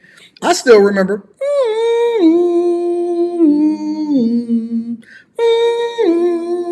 It's the thuggish, ruggish, man, when that song hit, I was like, oh my God, Eazy-E has done it again. Yo, when the thuggish, ruggish bone hit, Jesus Christ. Creeping on the come up. First of the month. I miss my Uncle Charles. Man, that was crazy. It was crazy times in the Midwest. AJ Wise says the light-skinned dude with the afro is baby power from the Lyricist Lounge. Back off the show and MTV back in the day. Shout out to the Lyricist Lounge. I knew a few people that was on that. AL says Suavemente Astrid. You should shoot your shot, AL. Bernie's road book tour says they can vote, hold positions on elected office, and become law enforcement officers. Yeah, let me do some research on that because I'm curious as to how that's going to play out. All right, let's move over to California, ladies and gentlemen, because there is an exodus of rich people leaving California. Let me say that again. There's an exodus of rich people leaving California. Make sure you guys hit a like for the algorithm, subscribe to the channel, and turn on your notifications. Let's see what's happening. The US state of California is facing an apparent exodus of high-income earners. Analysts believe this could be a grave concern for the Golden State, as high-income earners make up just under half of the state's total tax take. California has no peers. Wait. Did y'all know that? California's rich people, 1%, makes up half of the entire total tax take. Let me make sure that I heard her say that correctly. Analysts believe this could be a grave concern for the Golden State, as high-income earners make up just under half of the state's total tax take. I did not know that. Did y'all know that?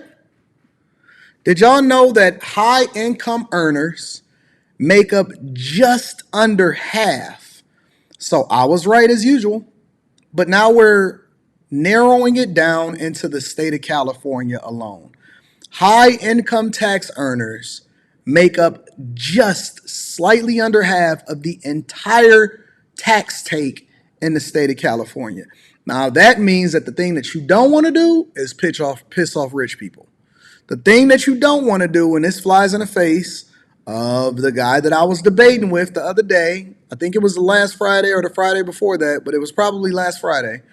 This flies in the face of the person that I was debating with last Friday when I was telling him, I said, listen, fam, it's an exodus over in California. Not only is it an exodus over in California of actually people that's paying taxes in California, but the richest people that can afford to go where they want to go, they saying, all right, you know what, I could fly over here and hang out whenever I want to, but I don't have to live here. California has no peers. California simply has no peers. Economically, Governor Newsom is right, but some state residents disagree. I'm seeing anywhere from 2 to 5 clients a month calling me and saying, we're leaving. California saw a net loss of 750,000 residents to other states over the last 3 years, according to the U.S. Census. So this flies in the face of what my man said. He said, no, man, people ain't leaving these democratic cities and states. Well, according to the U.S. Census, as reported by Sky News, who has no vested interest of what's happening over here in the United States of America at all, they're saying they experienced a net loss of 750,000 residents. Now, to some people, that may seem like, oh, that's not a big deal because it's the entire state. Well, what if the majority of those residents were some of the most ideal people to have as tax-paying citizens inside of your state? If the estate planning guy is saying that every day he's getting people, 2 to 3 people a day, that's basically saying, hey, fam, you might be losing me as a client or you can keep me as a client, but just make sure you adjust for where it is that I'm going to be because I'm no longer going to be in California. But yet California taxes, just under half of the taxes that's collected by the state itself that allows for it to be solvent. And now it's starting to all make sense because when you see a year over year, the year before, California was operating at a net surplus, meaning that they were making more money than they were projected to spend. And so what they did was they started to give all of the people's money that was paying all of the taxes over to the people that didn't pay the taxes. And they gave them a refund. They gave them more social services. They gave them all of this stuff, right? And then what a lot of people don't know is that over in California, they instituted, maybe you can call it like a wealth tax, right? Where if your home was above a certain threshold in the millions, and if it sold after a certain date, it would be subjected to additional taxes. And then I think if it was above 10 million, it was even more taxes that they were going to leverage and use for more social services or to give it to people that didn't necessarily earn it. So high earners were going to be the ones that suffered the most, not only with how much they were paying in taxes out of their regular paycheck or based off of what their earnings were, but also on the amount of monies that they had to pay once they sold their properties. So everybody was trying to get rid of their properties. They was even willing to offer it at more of a discount because they would be saving more money in the long run based off of how California was going to tax them to death. You cannot tax your way to wealth as a state in the same way that you cannot save your way to wealth as an individual. Let me say that again. As a state, you cannot tax your way to success. You can't just raise taxes. Tiffany Henyard over there in Dalton and Thornton Township. You can't just tax your way to wealth or to tax your way out of your problems, or every time that you start to overspend or do something wrong, well, you know what? We just gonna make the people pay more. Eventually they're gonna revolt, because if they can leave, then they will leave. And a lot of them went over to Texas. Yep, I'm sorry. A lot of them also went over to Las Vegas. I'm sorry. A lot of them also went over to Florida. I'm sorry. A lot of them went over to Tennessee. Yeah, they went to these places that were primarily red or swing states. And then they leveraged the fact that they didn't even have to pay state taxes over in those places. So they were already doing you, California, a favor by being there. Meaning that they were paying more than they should have just to be able to live over there in Calabasas and be over there on the West Coast and San Francisco. But now they was like, you know what? You're not going to not be thankful and kick my back in. I'm going to take myself the same. They was passport bros and sisters before the passport bros and sis. They said, listen, we going to be passport bros and sis and stuff, but we not going to go overseas. We just going to move over into a different state. We may mess up that state. We may make sure that they vote in a certain way that's not in the best interest, or we may turn it into the state that we came from. But in the meantime, we going to take our money. We going to raise the prices on the real estate over in the places that y'all are at. And then we going to gentrify it. We going to move y'all out. We going to make it more blue. And then we're also going to take our ball and we going to go home. And so that's basically what's happening over in California. There's an exodus, not only of people, but of the people that pay the most into the coffers. But the real story is who is leaving. The one percenters, which is about 150,000, 160,000 people at a state of 40 million, are paying nearly half of the income taxes. For the first time, the state is seeing a net decline in highly educated, upwardly mobile, high-earning professionals. Now, why is that a big deal? Because no state is more dependent on the wealthy than California. The top 1% pay 45% of the income tax. That's crazy. The top 1% on top of your, and this is on top of your federal taxes. This is on top of your payroll taxes. This is on top of everything, right? Because we know you separate yourself into a corporation a lot of times, which then forces your company, especially if it's in California or the base of your company is in California, is going to pay separately from you, right? And then you as an individual in the top 1% is paying 45% of all of the taxes. So tell me again how poor people are the ones that are suffering the most? Have $1 million to $2 million sitting in their IRA, and they're saying when I retire and I start pulling that IRA out, I'm going to be paying 13% state income tax, so I don't want to do that. So they're heading out because of that reason. And with them, the taxes that underwrite California's progressive politics. The state says it's facing a $68 billion deficit, with income tax revenue down 25%.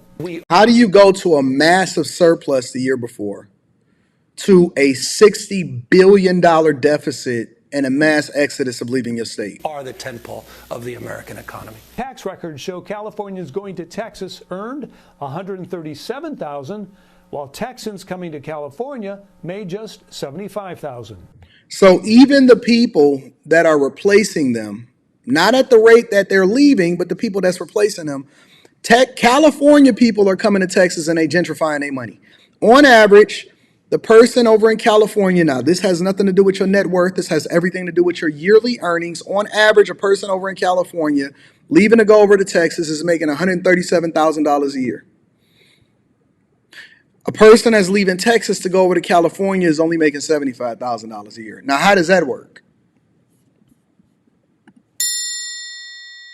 Tell me why that makes sense for the economy over in California. Higher housing, higher costs, better weather, but definitely a lower tax base. So where are people going? Lower tax Arizona and no tax Texas, Florida, Tennessee, and Nevada, where people making $200,000 can save up to $15,000 off their state income tax. Think about it. Why are they going over to Las Vegas or Nevada? Well, first of all, it's the closest place over, and the only reason they're going over to Arizona and they're going over to California is because it's right next door. So if they can get a residence over there, and think about it, if you're making $200,000 a year, but you're saving $15,000 a year in taxes, you're basically saving the equivalent of $1,300 to $1,400 a month, which offsets the cost of travel to go back over and visit whenever you want to visit. So you set up your place, or you can get a main residence over into one of these states, and then you just spend a majority of your time over into those residences, but you can still do and play where you want to play over to there, and it offsets the amount. So now I just become a passport bro, except for I don't need a passport. I become an ID bro, and that my main residence is over in Las Vegas, but then I just go and visit or go right back over to California when I want to. And then some people permanently leave. They go over to Texas, they go to Florida, they go to Tennessee.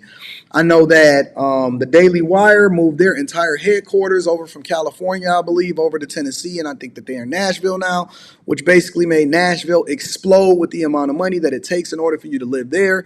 And so it messes up the fabric of that economy, and that it explodes and it creates a bigger tax base, but it also offsets the residents that's there. So everything gets affected. You get affected. I get affected when people decide that they want to move, and then other states don't do what they're supposed to do in order to make sure that they keep the residents that they have that vote the way that they do. Okay, let me read a couple of super chats and then we're gonna move over into the next thing. Glow Hardy says, people be saying eat the rich like they don't be paying for the most for other people's social services. Without the rich people, you're not even going to be able to survive, a lot of y'all.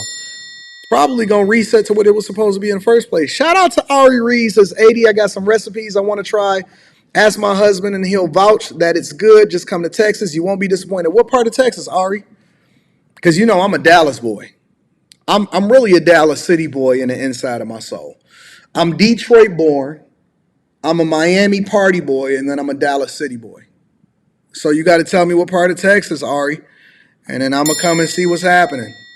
I'm going to see what's happening. Prince Elian says, here's what people are missing. Dems don't need migrants to vote. They just need census numbers so they can readjust districts and get more seats in D.C. Oh, that may be true, too. You know what? It might be a hybrid approach that they got going on here. Ken J says, shouldn't the cost of living go down in Cali as the wealthy leave? Nope. Because you haven't really felt the effects of the exodus yet.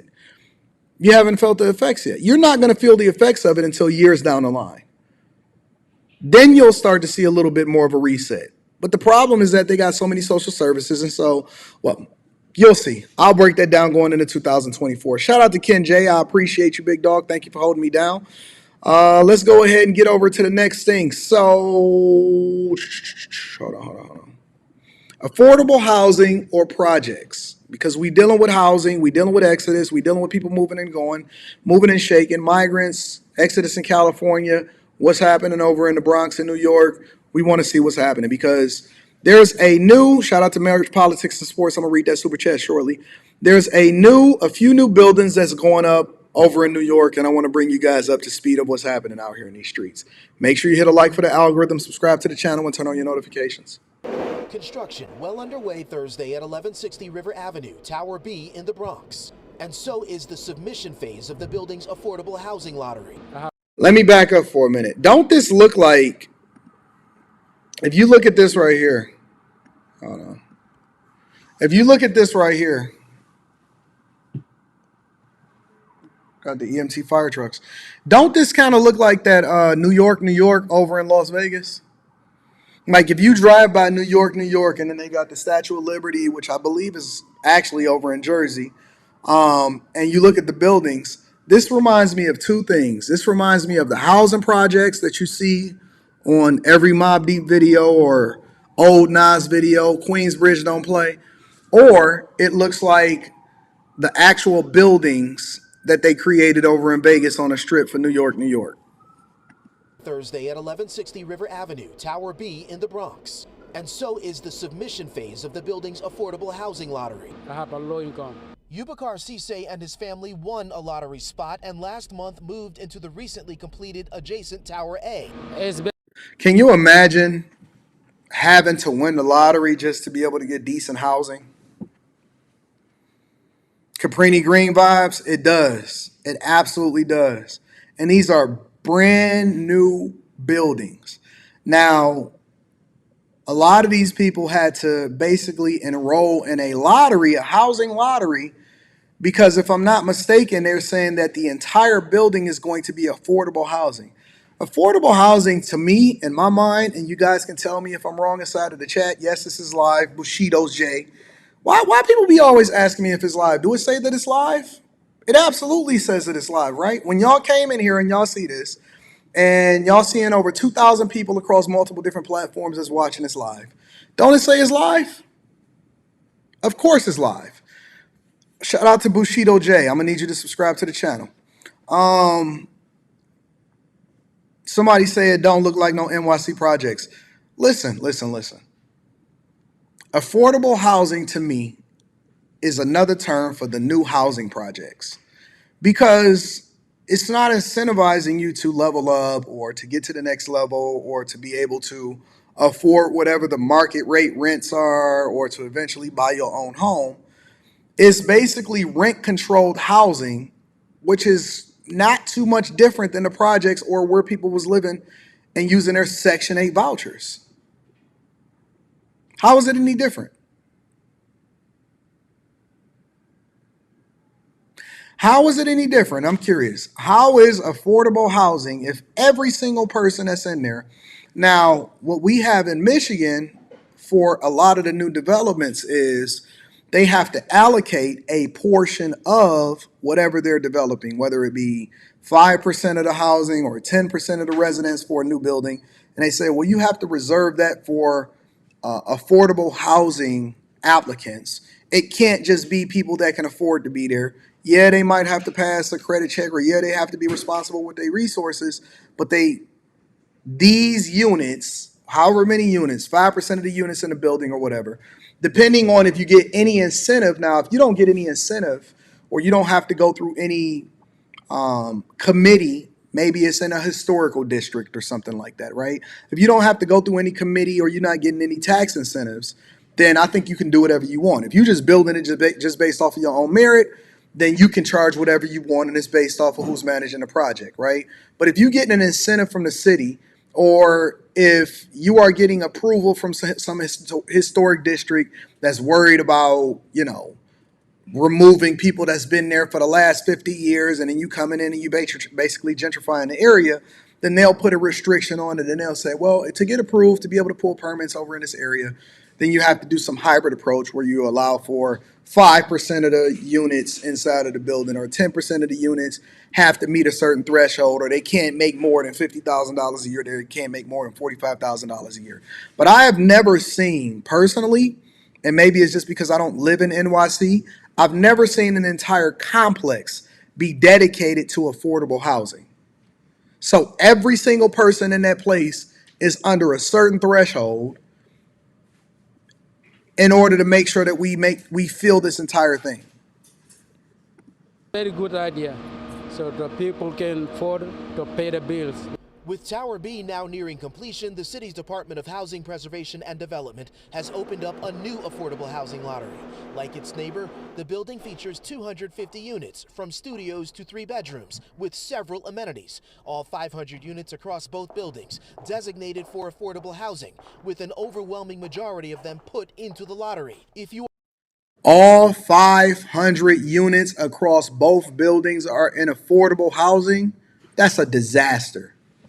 I don't know who the urban planners are, or who the urban planning developments are a part of this, and who the project managers are, and who's going to be managing this thing.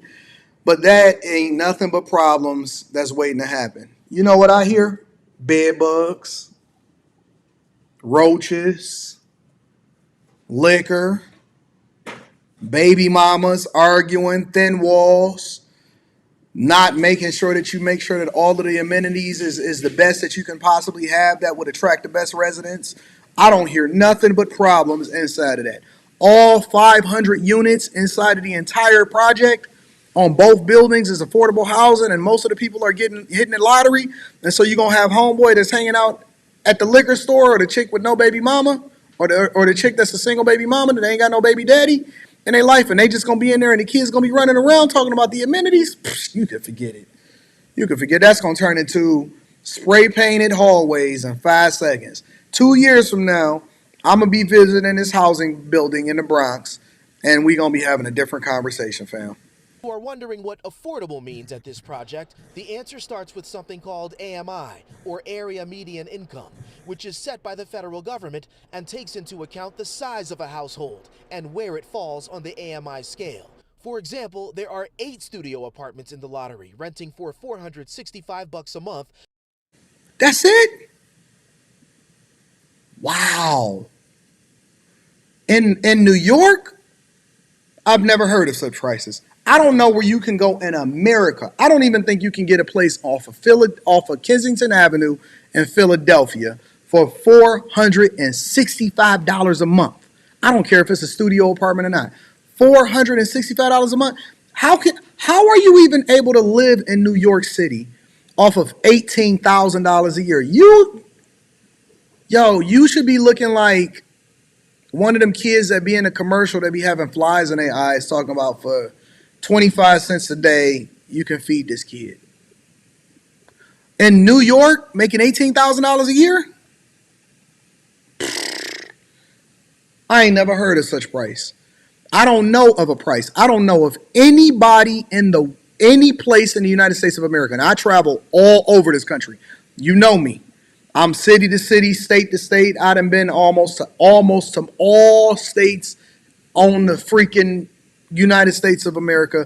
I don't know of a place where you can get for $465 a month. Brand new, let alone in New York, and you only making $18,000 a year? Shit. To a single person household. And you know what the funniest part about that is? Even you paying $465 a month, if you're making $18,000 a year, what is that? A little less than $6,000 a year. Then that means that you still spending 33% of your income. If you make $18,000 a year and you're paying $465 a month, you spending a little less than 30% of your income. You still messed up. You still gonna be running in the Victim Olympics. Lowest end of the AMI scale. The maximum income range is about $18,000 to $29,000 a year. For larger families, the lottery includes 4 3-bedroom units, renting for $800 a month. Wow. To a family of 5. Where they at though? I want one. I'm about to enter the New York lottery. Get my CPA to work some magic, and I'm about to 3-bedroom apartments, $32,000 a year, and you only got to make $800 a month. That's $9,600 a year. 9, 18, 27, 36. On the lowest end of the AMI scale. Their maximum income range is a bit higher, about $32,000 to $45,000 a year. HPD First Deputy Commissioner Ahmed Tagani. Made over 9,000 units available for New Yorkers. But to your point, more needs to be done, and we're working to get more projects online. Linda's family recently won a housing lottery spot, which allowed them to... Look, man, listen, I'm not one to judge. But every single person that I've seen that showed up on this show today, that they interviewing as far as where the lottery is going to be in, all of them got on Scullies. And this lady, I'm not sure. It may just be the camera, but one eye look like it's going that way and one eye look like it's going this way. I'm just being honest. Every single person that I've seen that they've interviewed, let's see, we at the 1 minute and 43 minute mark. Let's see who the first guy was. Well underway Thursday at 1160 River Avenue, Tower B in the Bronx. And so is the Look at the first guy. Of the building's affordable housing lottery. I have a lawyer. Scully. Probably got on black Air Forces. Online. Linda's family recently won a housing lottery spot, which allowed them to move out of public housing. A very big difference. Lovely. It's a brand new start. Similar to Tower A, Tower B, when it's complete, it'll set aside 50 units for homeless New Yorkers to move them from the already overburdened shelter system into new affordable housing. We're going to have a link to the city's. This is crazy. So you're going to have homeless people living there. Brand new building. They're not doing repurposing or none of that. Homeless people.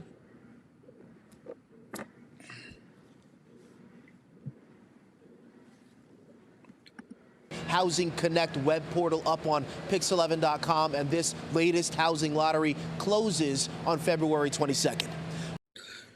God bless you, New Yorkers. Y'all some weirdos, bro. Straight up. I hate to say it. I know y'all be getting mad at me for bringing y'all city to the front of the congregation.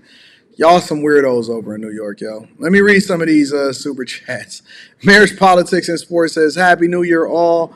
Shout out to you. Oh, snap. Another one of my phenomenal students is in the building. I gotta give them some round of applause.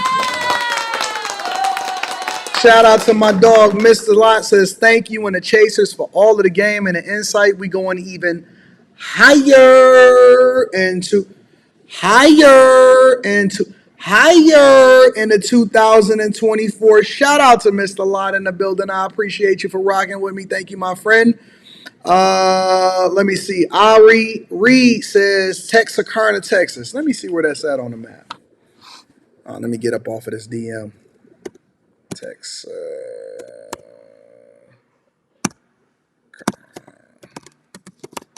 I don't even know if I'm spelling that right. Oh, I got it. Texarkana, Texas. Let me see where that is on the map. Let's see where Texarkana, Texas is on the map. Texarkana.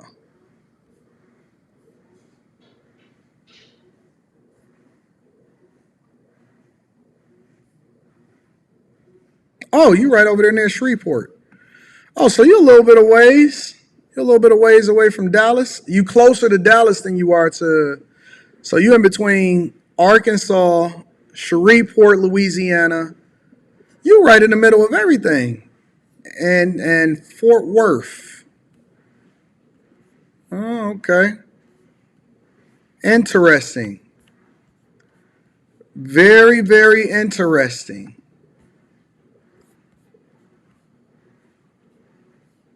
Very interesting. All right. We gonna see what we got happening out in these streets. You said you're gonna. Oh wait. You gonna cook for me, Ari? Ari, you gonna cook for me? All right, hold on. Let me see what we got going on here, Ari.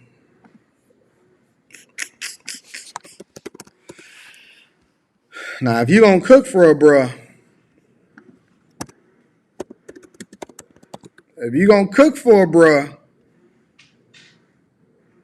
then you might have to send me a message, Ari. Send me a message, Ari, because if you cooking for a bruh and you saying that you can whip up, you water whipping? How you cook your cornbread, Ari? I need to know. You got me? I bet. All right, okay, Ari. You know the way to a man's heart is through his stomach, right? You know a way to a man's heart. As long as y'all not trying to harvest my organs, I'm cool. As long as y'all... Why Tia always telling me to focus? All right. Y'all think I got ADHD? Listen, I'm weak for great people. And when people say, Anton, I'm going to take care of you. Oh my God, let me give you a massage. You got that hot water cornbread?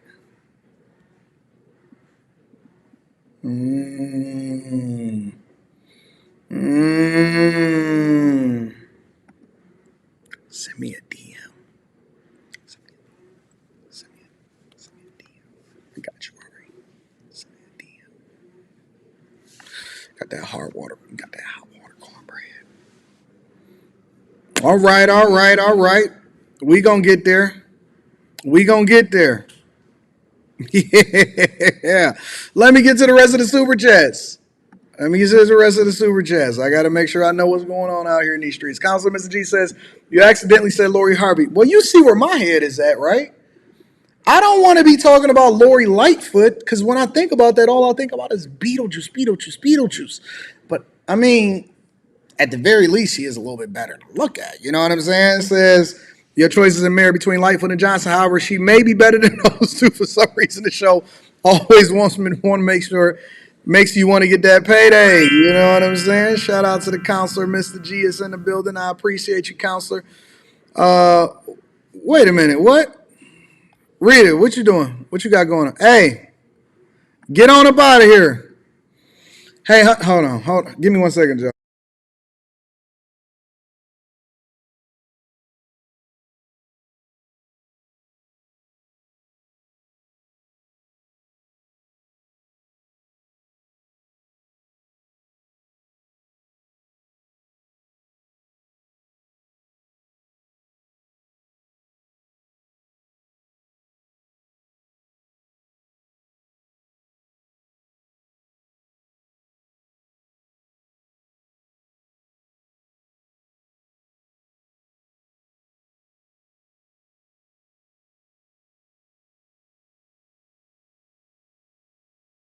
All right, we back.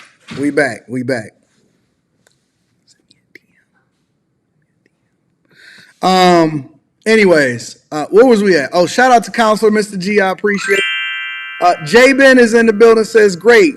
We now got O-Block in the Bronx. Zach says they must have gotten a government grant to build it. And you know they spend hundreds of millions of dollars. Mr. Lott says, I can hear it now. The Tower B Bloods committing all of the crime. Kung Fu Hustler says this is just an incentive to continue to be a nothing a ninja. Jay the Legend Sports Media is in the building, says, Anton, I want people to be 50K under the poverty line and living at affordable housing. Crazy out here in these streets. Make sure you guys make sure you guys hit a like for the algorithm, subscribe to the channel, turn on your notification.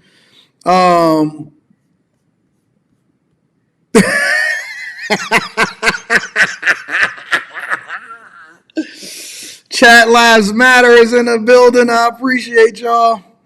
All right, so let me go ahead and continue to focus on what's going on out here in these streets, man. We got one more thing that we want to cover, and then we're going to go from there. So last but not least, I want to get to the money, because I know that y'all feeling a certain type of way about electric vehicles. So I want to make sure that I tackle this whole debacle of what's going on between Hertz and Tesla. Hertz and Tesla. All right. Make sure y'all hit a like for the algorithm, subscribe to the channel, and turn on your notifications. Let's get to the very, very, very, very last story of 2023, y'all. Tesla on the company's new agreement with car rental giant Hertz. A few months out of bankruptcy, said it's going to order 100,000 Tesla Model 3s. Those purchases, total value of about $4.2 billion. In October 2021, Hertz publicly announced it intended to buy 100,000 Tesla vehicles. Shares of both companies soared. Check out shares of Tesla soaring to all-time highs today, launching the company into the trillion-dollar club for the first time. First mover advantage aside, it would help Hertz distinguish itself in an industry plagued by commoditization, where the color of a brand's signage seems to be the only differentiator. If you or I went to the airport and we went to the green counter, the red counter, or the yellow counter, we're still going to get the same white Toyota Camry. But only a couple of years in, while the rental company is posting strong finances, its EV strategy is facing some serious challenges. Price. You know, what's wild about rental car companies now, when I go through an airport, even when I came here to Miami, I don't stop at counters anymore. But the counters be flooded. I don't understand, y'all. Why are the counters so flooded with people when we got technology now? Why is the counter so flooded with people when we got technology now? Y'all don't book through the online, or y'all don't book through the app when y'all booking y'all rental cars when y'all going to these places? I go straight over to Enterprise, or I go to National, I book my car, or I do it online, or I actually have somebody book it for me because they got my account. And then I go straight over to the cars. And then most of the time I'll get an upgrade, or they'll give me an upgrade or something like that. And then I get up out of there. I tip them, and I get up out of there. Oh, you don't know nothing about that. Y'all don't tip y'all people at the rental car agencies. I do, and they know me by name, and they make sure that I'm taken care of. But I never, as soon as I jump off the plane, I go straight over to baggage claim, get my bags, go straight over to, I'm about to start flying private. If y'all see me flying private in 2024 going about a year in, you know why. Because all of this work that you got to do, go through security, it's not even that bad. Go through security. Hopefully you're not waiting too long. You might go into the Sky Club if you got a little bit of time. And then you got to get on the plane. They treat you really well because most of the time you fly first class. Get off the plane, wait for some.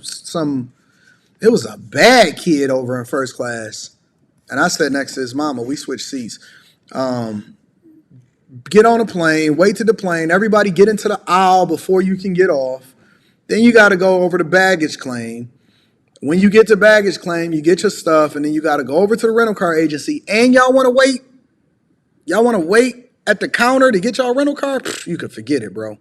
Seeing troubles, skyrocketing repair costs, and low resale values. There's no technology change, EVs included, that run a straight line without some hiccups and challenges. And that's this. The line from A to B is not always straight. Meanwhile, big rental rivals hung back on EVs. Hertz's investors are divided over what to do next. Either kill or at least pause the EV initiative, or try to find a way to make it work. I haven't seen this yet, so this would be interesting for me to review. Somebody said they're going to be reviewing private flights. It's a lot of money. Let's get them to give you a private flight. Hertz, a more than century-old rental company, filed for bankruptcy in May 2020 as demand for rentals dried up during the coronavirus pandemic. Even before the pandemic, Hertz had a number of challenges.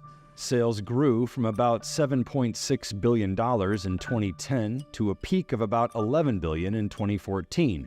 Somebody said, save that money, big dog. No, man. Sometimes you got to spend the money on because you're saving time, and it puts you in a better space mentally. It's not always about saving money, man. I don't know what they told y'all that, but if you can swing it, if you can actually justify it from a business perspective and that it saves you more time for you to do whatever it is that you're going to do or whatever, I mean, why wouldn't I ride first class?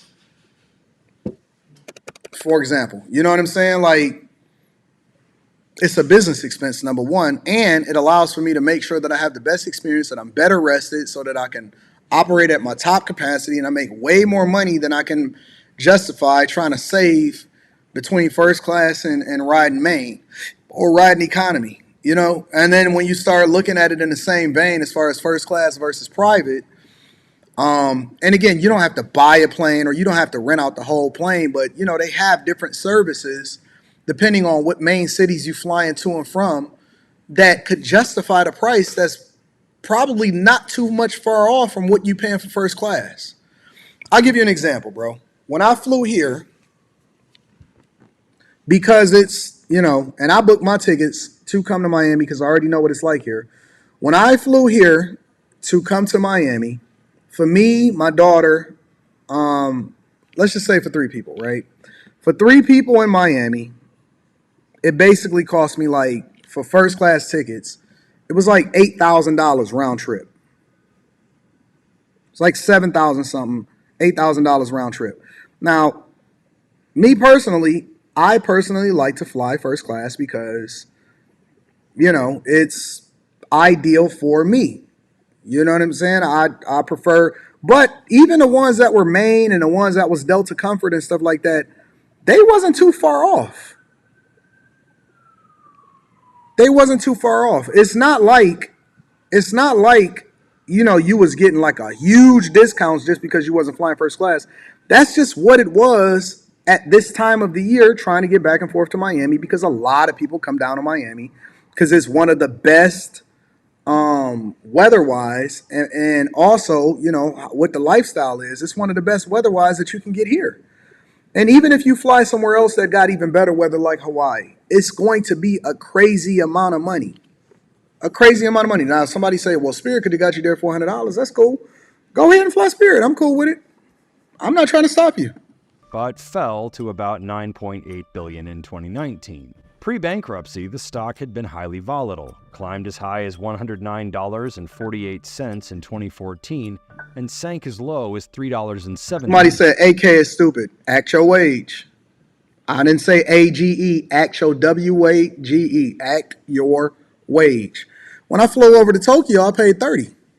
And I showed those receipts too. When I flew over to Tokyo, I paid $30,000 for a round trip back and forth. Since the day before Hertz filed. In addition to the Hertz rental brand with stands at airports or parking garages, the company has a number of other businesses, including car sales, truck, van, and equipment rentals, and a leasing division. It also acquired the Dollar and Thrifty brands in 2012. The company operates in 160 countries and jurisdictions around the world.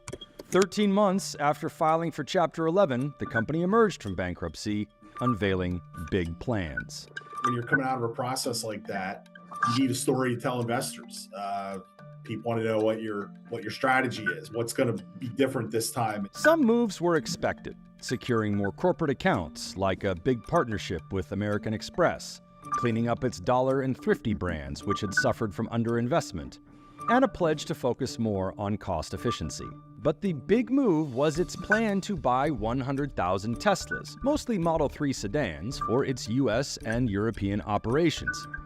It also planned to set up about 3,000 fast chargers for 65 markets. Both Tesla and Hertz share prices popped on the news. Hertz jumped 10% over the previous close, and over the course of the next week rose another whopping 29%. Tesla shares rose 12.7% on the day over the previous close, and then another 14.4% through November 2nd, the day Tesla CEO Elon Musk took to Twitter to break some news. They didn't have a fleet deal. They didn't have a special contract with Tesla. And Elon Musk let all the excitement kind of go viral before he, 1 week later, clarified that Hertz didn't have a fleet contract with Tesla. He added that he was surprised by the stock pop since he thought the Hertz deal has had zero effect on Tesla's economics. According to its 2022 10K, Hertz has large-scale acquisition agreements with Tesla, Polestar, and General Motors, but the company neither denied nor confirmed the details with CNBC. At the time of the filing, the goal was to convert 1/4 of Hertz's fleet to electric. Hertz doesn't break out the amount of... Let me see something real quickly.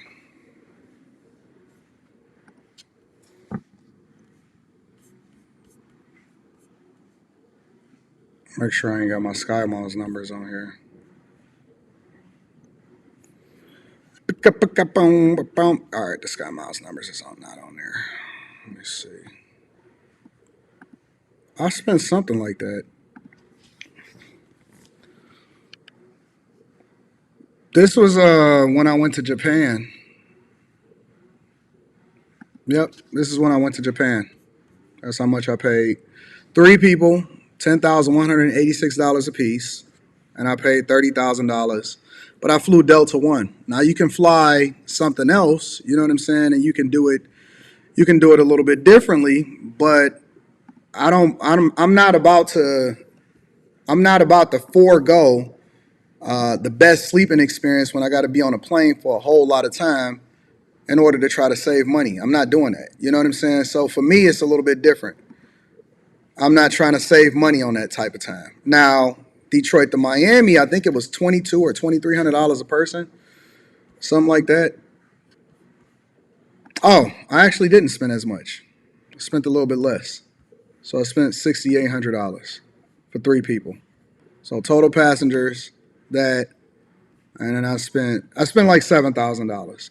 So I'll pay for the experience. I don't care about money like that. Money don't mean nothing to me like that. Like, I care more about experiences at this point in my life and going forward more than I care about spending money. If I could be as comfortable as possible, if I could sleep on a plane, if I can avoid all of the crying, if I can get 3 meals, if I can make sure that I work in comfort and be able to get stuff done, if I could pay attention to what's happening here and there, if I could wake up and I could be 100%, in my bag or whatever, then I'd rather do that than try to penny pinch and save some money. But I'm not telling you that that's what you should do. I'm telling you that that's what you should shoot for. I do it a little bit differently. I think other people should travel differently too. Money it spends on EVs, but we can make some assumptions. In 2022, the company ended the year with 428,700 vehicles in the Americas and 118,700 international. See, and then again, and I know I'm just having a conversation because this is what we do. We kind of mix it up. What I'm trying to figure out, if I'm paying $30,000 for a flight, but it costs you way more internationally, or if I'm gonna spend $7,000, then I might as well start exploring, because I don't mind paying more for the experience and not have to go through security. I can get to the airport later. I ain't got to go through baggage claim and all of that stuff. I might want to do it a little bit differently as far as paying for individual seats on private planes, depending on what hub I fly out of, instead of spending money just because I'm trying to save a couple dollars. You know what I'm saying? I'll pay for the experience if it makes sense. Let me get back to Hertz. Y'all got me distracted. Percent of its fleet, or about 49,266 vehicles, were Teslas. This isn't perfect, but if you assume Hertz paid about $50,000 on average for each Tesla, as some analysts who follow the company think, that would be about $2.5 billion in Tesla vehicles alone. That doesn't include any other infrastructure or expenses Hertz had to undertake in 2022.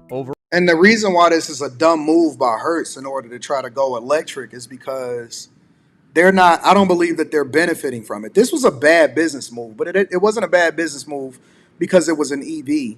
It was a bad business move because Hertz is not making a good informed decision. First of all, you get a much bigger discount if you go fleet sales. So a lot of times when you see those Chevy Malibus or you see a whole bunch of Jeeps or something like that, they're charging you a lot of money on the front end as far as to the customer. And they may even charge you more money to fill it up or to fuel and things like that. So Hertz wouldn't be incurring the charges on that end.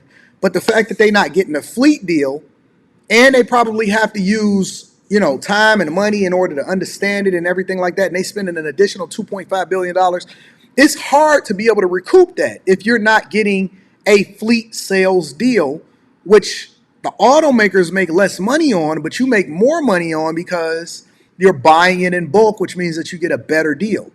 But they wanted to be a person that used that in order to advertise, and they got Tom Brady in the advertisements and stuff like that. So they spent the extra money for the fanfare, but I don't think that people are going to move to go to Hertz rather than go to Enterprise or National and Alamo and all of that other type of stuff just because you're sitting on a Tesla. Overall, globally, it spent $10.6 billion on new vehicles that year. This EV strategy really was the one that kind of took off, and Hertz became, I guess, kind of affiliated with that. That became kind of their calling card in the market, and something that a lot of folks kind of latched onto and said, hey, this seems like a really interesting story. I'm going to follow this. These three car rental firms control about 95% of the market. Hertz was the only one to make an EV push this big. Hertz's intention was to be a first mover. The industry has received some pressure to green its fleets, and the idea was that it would help its corporate customers too. Why are people? What you saying? You can't bring the car back on E? Can't charge you for bringing the car back on E? They absolutely can charge you, and they do charge you. Tell me you're not used to renting cars without telling me you're not used to renting cars. They will. Why do you think that they make you put a credit card on file? They will charge you for tolls that you didn't pay for. They will charge you for damage that you incurred. They will charge you for smoking in the vehicle. And they absolutely, the first thing that they're going to charge you for is if you bring that car back on E. As a matter of fact, they tell you, do you want to pay for fuel ahead of time or do you want to fill it up yourself? Basically only giving you two options and saying that you're going to pay for this regardless. I don't know where y'all renting cars from, Rent-A-Jalopy or something like that, but they 100% will charge you for bringing the car back on E. The customer is going to incur the cost of fuel, which doesn't make any sense as to why they will pay full price for a bunch of Model 3s and Model Ys. Organizations around the globe really are interested in choosing EVs for their employees. It really helps them to meet their own ESG goals. And we see a lot of corporate demand, both here in North America as well as in Europe. Hertz also saw an opportunity to introduce EVs to ordinary consumers who might be curious but reluctant to commit to a purchase outright. In the leisure space, there is also a lot of organic demand, certainly for customers who are perhaps curious about whether... Yes, you listen, Kenjay, they will charge you for not having the car charged. You still have to charge the car. What I'm saying is they will charge you for everything, even whether it's fuel or whether it's the amount that they have to spend to charge the car, an EV. They will still charge you. I don't know what you don't think that enterprise, a national rent. When I was in where do we go? Tampa. When I was in Tampa, I rented an all electric Mercedes, and I never even filled it back up, but I did charge it when I got to my brother's house and stuff like that. They will charge you. Y'all better start reading your contracts. They will charge you if you did not charge that car up. I'm telling you. Or not an EV would fit with their lifestyle, and so choosing an electric vehicle like a test drive is something that we see. And we see situations where customers are choosing, an EV both for long road trips as well as for, shorter drives. In 2016, Hertz struck a partnership with Uber to start renting out fuel-burning vehicles to rideshare drivers. Hertz considered the electrification of rideshare a fast-approaching requirement, not merely an option. New York City's Green Rides program requires 100% of rideshare trips to be either zero emissions or wheelchair accessible by 2030. So all the cars are going to be electric anyway. Despite an investment of at least $2.5 billion, the expected demand from corporate and private customers has not materialized. Consumers generally, still have a little bit of anxiety, both about range and some of the, know-how when it comes to EVs. And to that end, that has really informed our strategy around building resource. The one thing about Tesla that I really, really like as a consumer, not as an investor, but as a consumer, I have an all-electric Porsche Taycan, and Rita was driving a Model Y for a while, for a few years, as one of the cars that she was driving as a regular everyday get-around car. The Tesla charger, for whatever reason, the battery, even a regular trickle charger, it charges much faster on Teslas than any other electric car, whether you're Mercedes, Porsche, Polestar. Polestar is a form of Volvo, General Motors, Ford Motor Company, Rivian, all of that. For whatever reason, how Tesla has programmed their cars to be able to charge. Now, I think that my Porsche holds a charge much better, but for whatever reason, you being able to charge your car much faster in a Tesla is lightning ahead of every other automaker for whatever reason. I don't know what that is. Maybe it drains a little bit faster. I don't know. I haven't spent a whole lot of time in them because I haven't driven them like that. Rita's driven them. But they charge way faster than every other automaker that I've ever seen. That's one thing, right? And so with that being said, I was having a conversation with Anna yesterday because, we was anticipating getting an Uber instead of just walking down the street a few blocks as I went to PS Social. And I was saying that, if anybody was to ever do ride sharing, then you should get an electric vehicle. Do not get a gas vehicle, in my opinion, if you do not get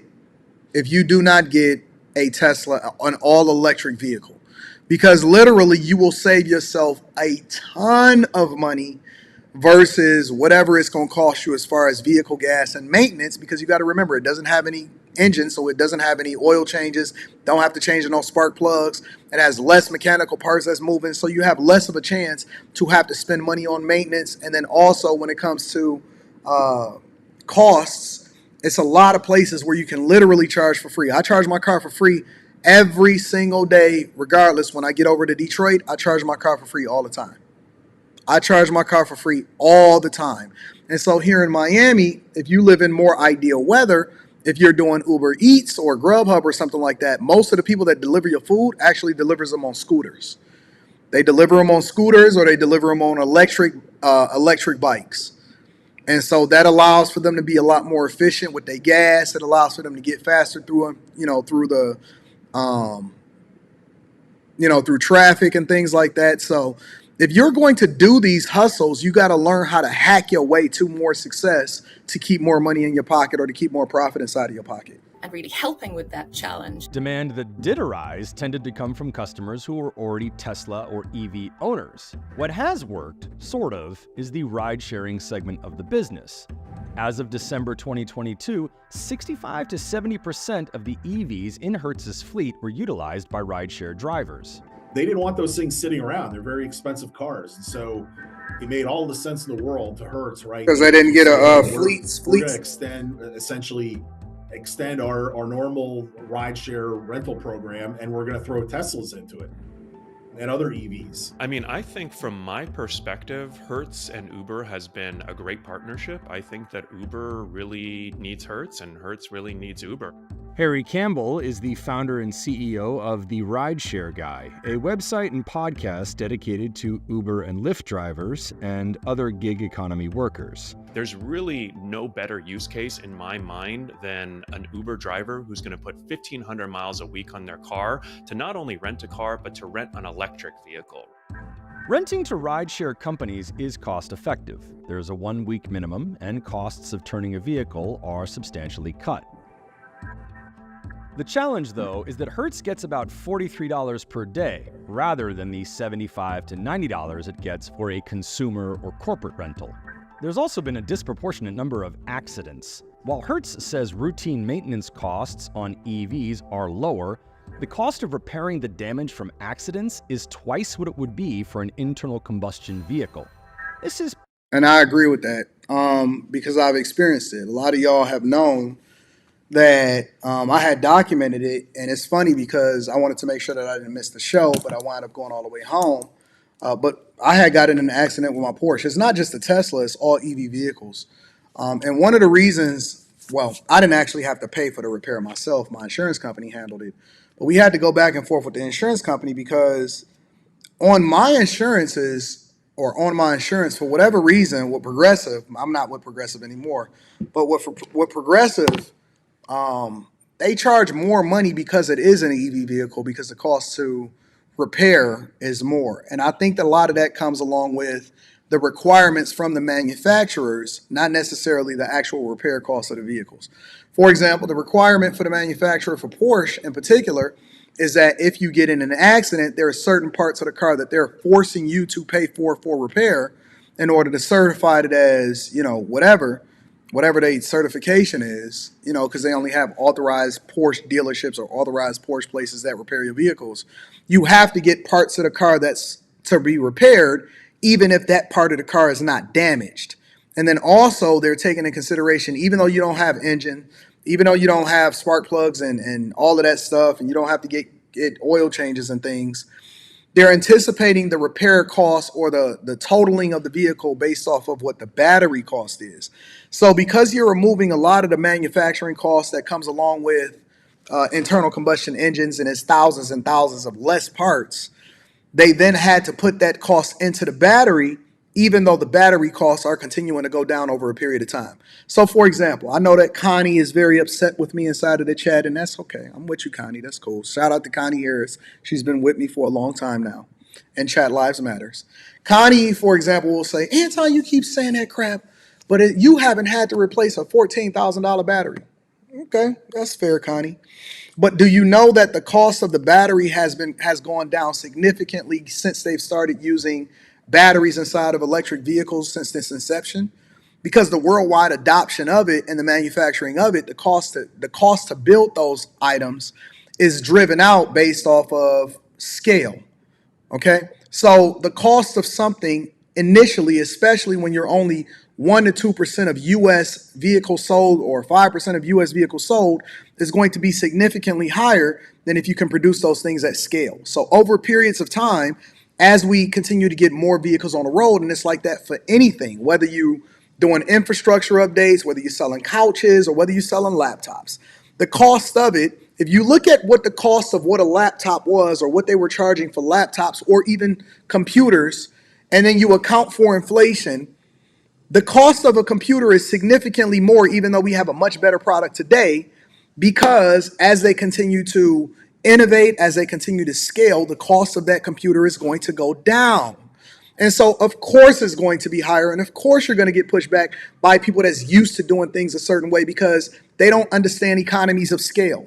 As you continue to implement it, and this is one of the reasons why the world is moving much faster than we are in the United States of America.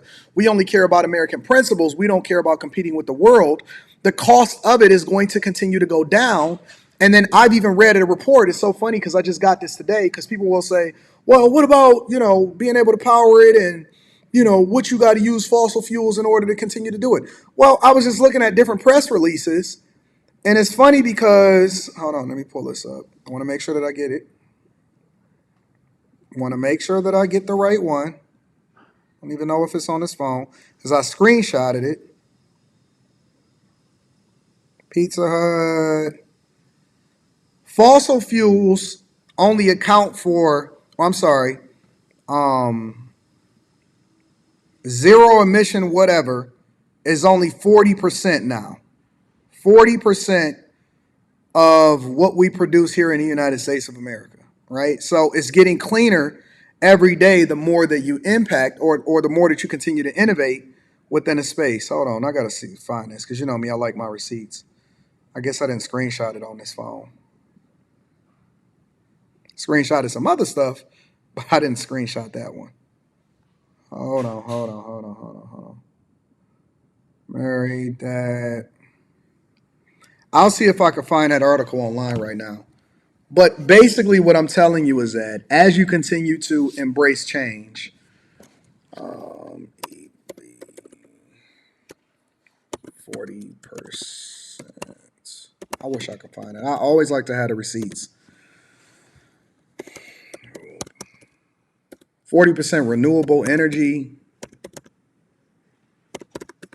Let me see something. Today, some 40% of power generated globally is renewable due to rapid deployment in the past decade. So it takes for you to innovate over a period of time in order to implement change. And I guess that's the world's power. I don't think that that's here in the United States of America per se. And this is according to a media release. Here, let me pull this up just so I can show you. Because I don't want you to think that I'm just giving you my opinion. This is saying that today some 40% of power generated globally is renewable due to rapid deployment in the past decade, according to the report. And the report is what's called, I believe, 2022 Year-End Review, Climate-Driven Global Renewable Energy Potential Resources and Energy Demand. It goes on to say that renewable energy, primarily driven by dynamic forces of solar, wind, and water cycle, has surged to the forefront of our global power generation. And so it goes into documenting this. And this is the type of stuff that I study and I read on a regular basis. I was actually reading it on my phone, but I just tried to pull it up really quickly. Infrastructure updates and continuing to invest in what we're doing is the thing that's going to ultimately drive out the cost of whatever innovation is. Now, I know that people want to continue to hold on to gas vehicles, and that's justifiable because they used to doing it a certain way. But also on top of that, you got to remember that people still wanted horses when we were producing cars, and they were saying that horses is the best thing for them because that's what they were used to. You have to embrace change, and that's where the money is. Money is in change. Money is in embracing change. Money is in not staying doing what you've been doing for a long time. And it's coming regardless. It's coming regardless. It doesn't matter whether you like it or not. It doesn't matter whether I like it or not. I like gas vehicles. I just bought another one. And I bought a 96 Impala earlier this year. So I don't know. I guess this is a debate that's going to carry into the new year. Let's see. Wealth Building Journey says, that's crazy. I read a CNBC article on the wealthy that said that they prioritize experiences over stuff and are willing to pay a premium for it. I agree with them. Once you get to a certain level, I think that that's what you worked hard for, so that you can have the experiences and you don't have to worry about what it costs. Jay Ben says the electric vehicles suck currently for ride sharing. They tend to stay in the shop longer once they break. Just an observation from Uber and Hertz. That may be true too. I'm not going to debate that either. Let me make sure that I acknowledge all of the Cash Apps because I don't want to go without making sure that I acknowledge the people that also support on that front also. All right, so I'm going to switch this camera to the computer camera, which is different than a phone camera. Much, much different. And let me make sure that I acknowledge the people.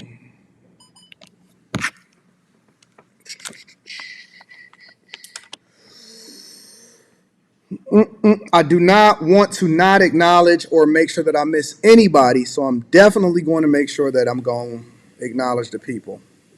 First and foremost, I want to give a shout out to Aretha. Shout out to you for supporting the show. Thank you, Aretha. I appreciate you. Thank you, my love. I want to acknowledge Mike, that dude, as usual. Let me give a round of applause. Ollie Collins. Thank you, Ollie Collins, for supporting the platform. I got a lot here. Give me a second. Well, I got a few here. Mr. DJ. Shout out to Mr. DJ in the building for the fireball. Ed Hill. I appreciate you, Ed Hill. Derek is in the building with the 3-ball. Thank you, Derek. I appreciate you, Derek. Also, Gone Postal is in the building. Thank you, Gone Postal, for the 10-ball. And that's it. That's what we got. That's what we're rocking out with. So listen, I love you guys. I appreciate you. I have some business to take care of, so I cannot open up the phone lines today. I have to go and take care of some business. I got to make some phone calls because it's the last business day of the year. So I have to make sure that I take care of business. I love you guys. I appreciate you. I might even do a preview of what we're going to be doing on the After Hours show either tonight or sometime this weekend. So make sure you tune in to After Hours and you subscribe to that channel, After Hours with Anton Daniels. Also, in the beginning of the year, for the Millionaire Morning Show and for the Anton Daniels channel, we will also be streaming on Rumble. All right? We also going to be streaming on Rumble. So if you guys are on Rumble, the link is in the description. Make sure that you subscribe to us on Rumble because we will also be streaming on Rumble. We already stream on Facebook sporadically, but we'll be streaming on Facebook much more often. And then obviously we always going to be streaming here on YouTube. If you have not already, make sure you subscribe to the channel. Tap into the Patreon. The link is in the description as well as pinned to the top of the chat. And then teach Hanley 30% off your first order plus a free gift. I love you guys. I appreciate you. Looking forward to doing some great things next year. I love y'all. All right? I need y'all to do me one more time. One more favor before we get up out of here, ladies and gentlemen. Make sure you share this with your family and friends. We don't want to be successful by ourselves. Oh, and we got multiple channels on Rumble. The same thing that we got here on YouTube. Millionaire Morning Show, Anton Daniels channel, all of that. We don't want to be successful by ourselves. Thank y'all for making this a great show all year long. We did not miss one time. I love you guys. I appreciate you. Looking forward to coming getting y'all cooking. I'm going to holler at y'all later. Peace.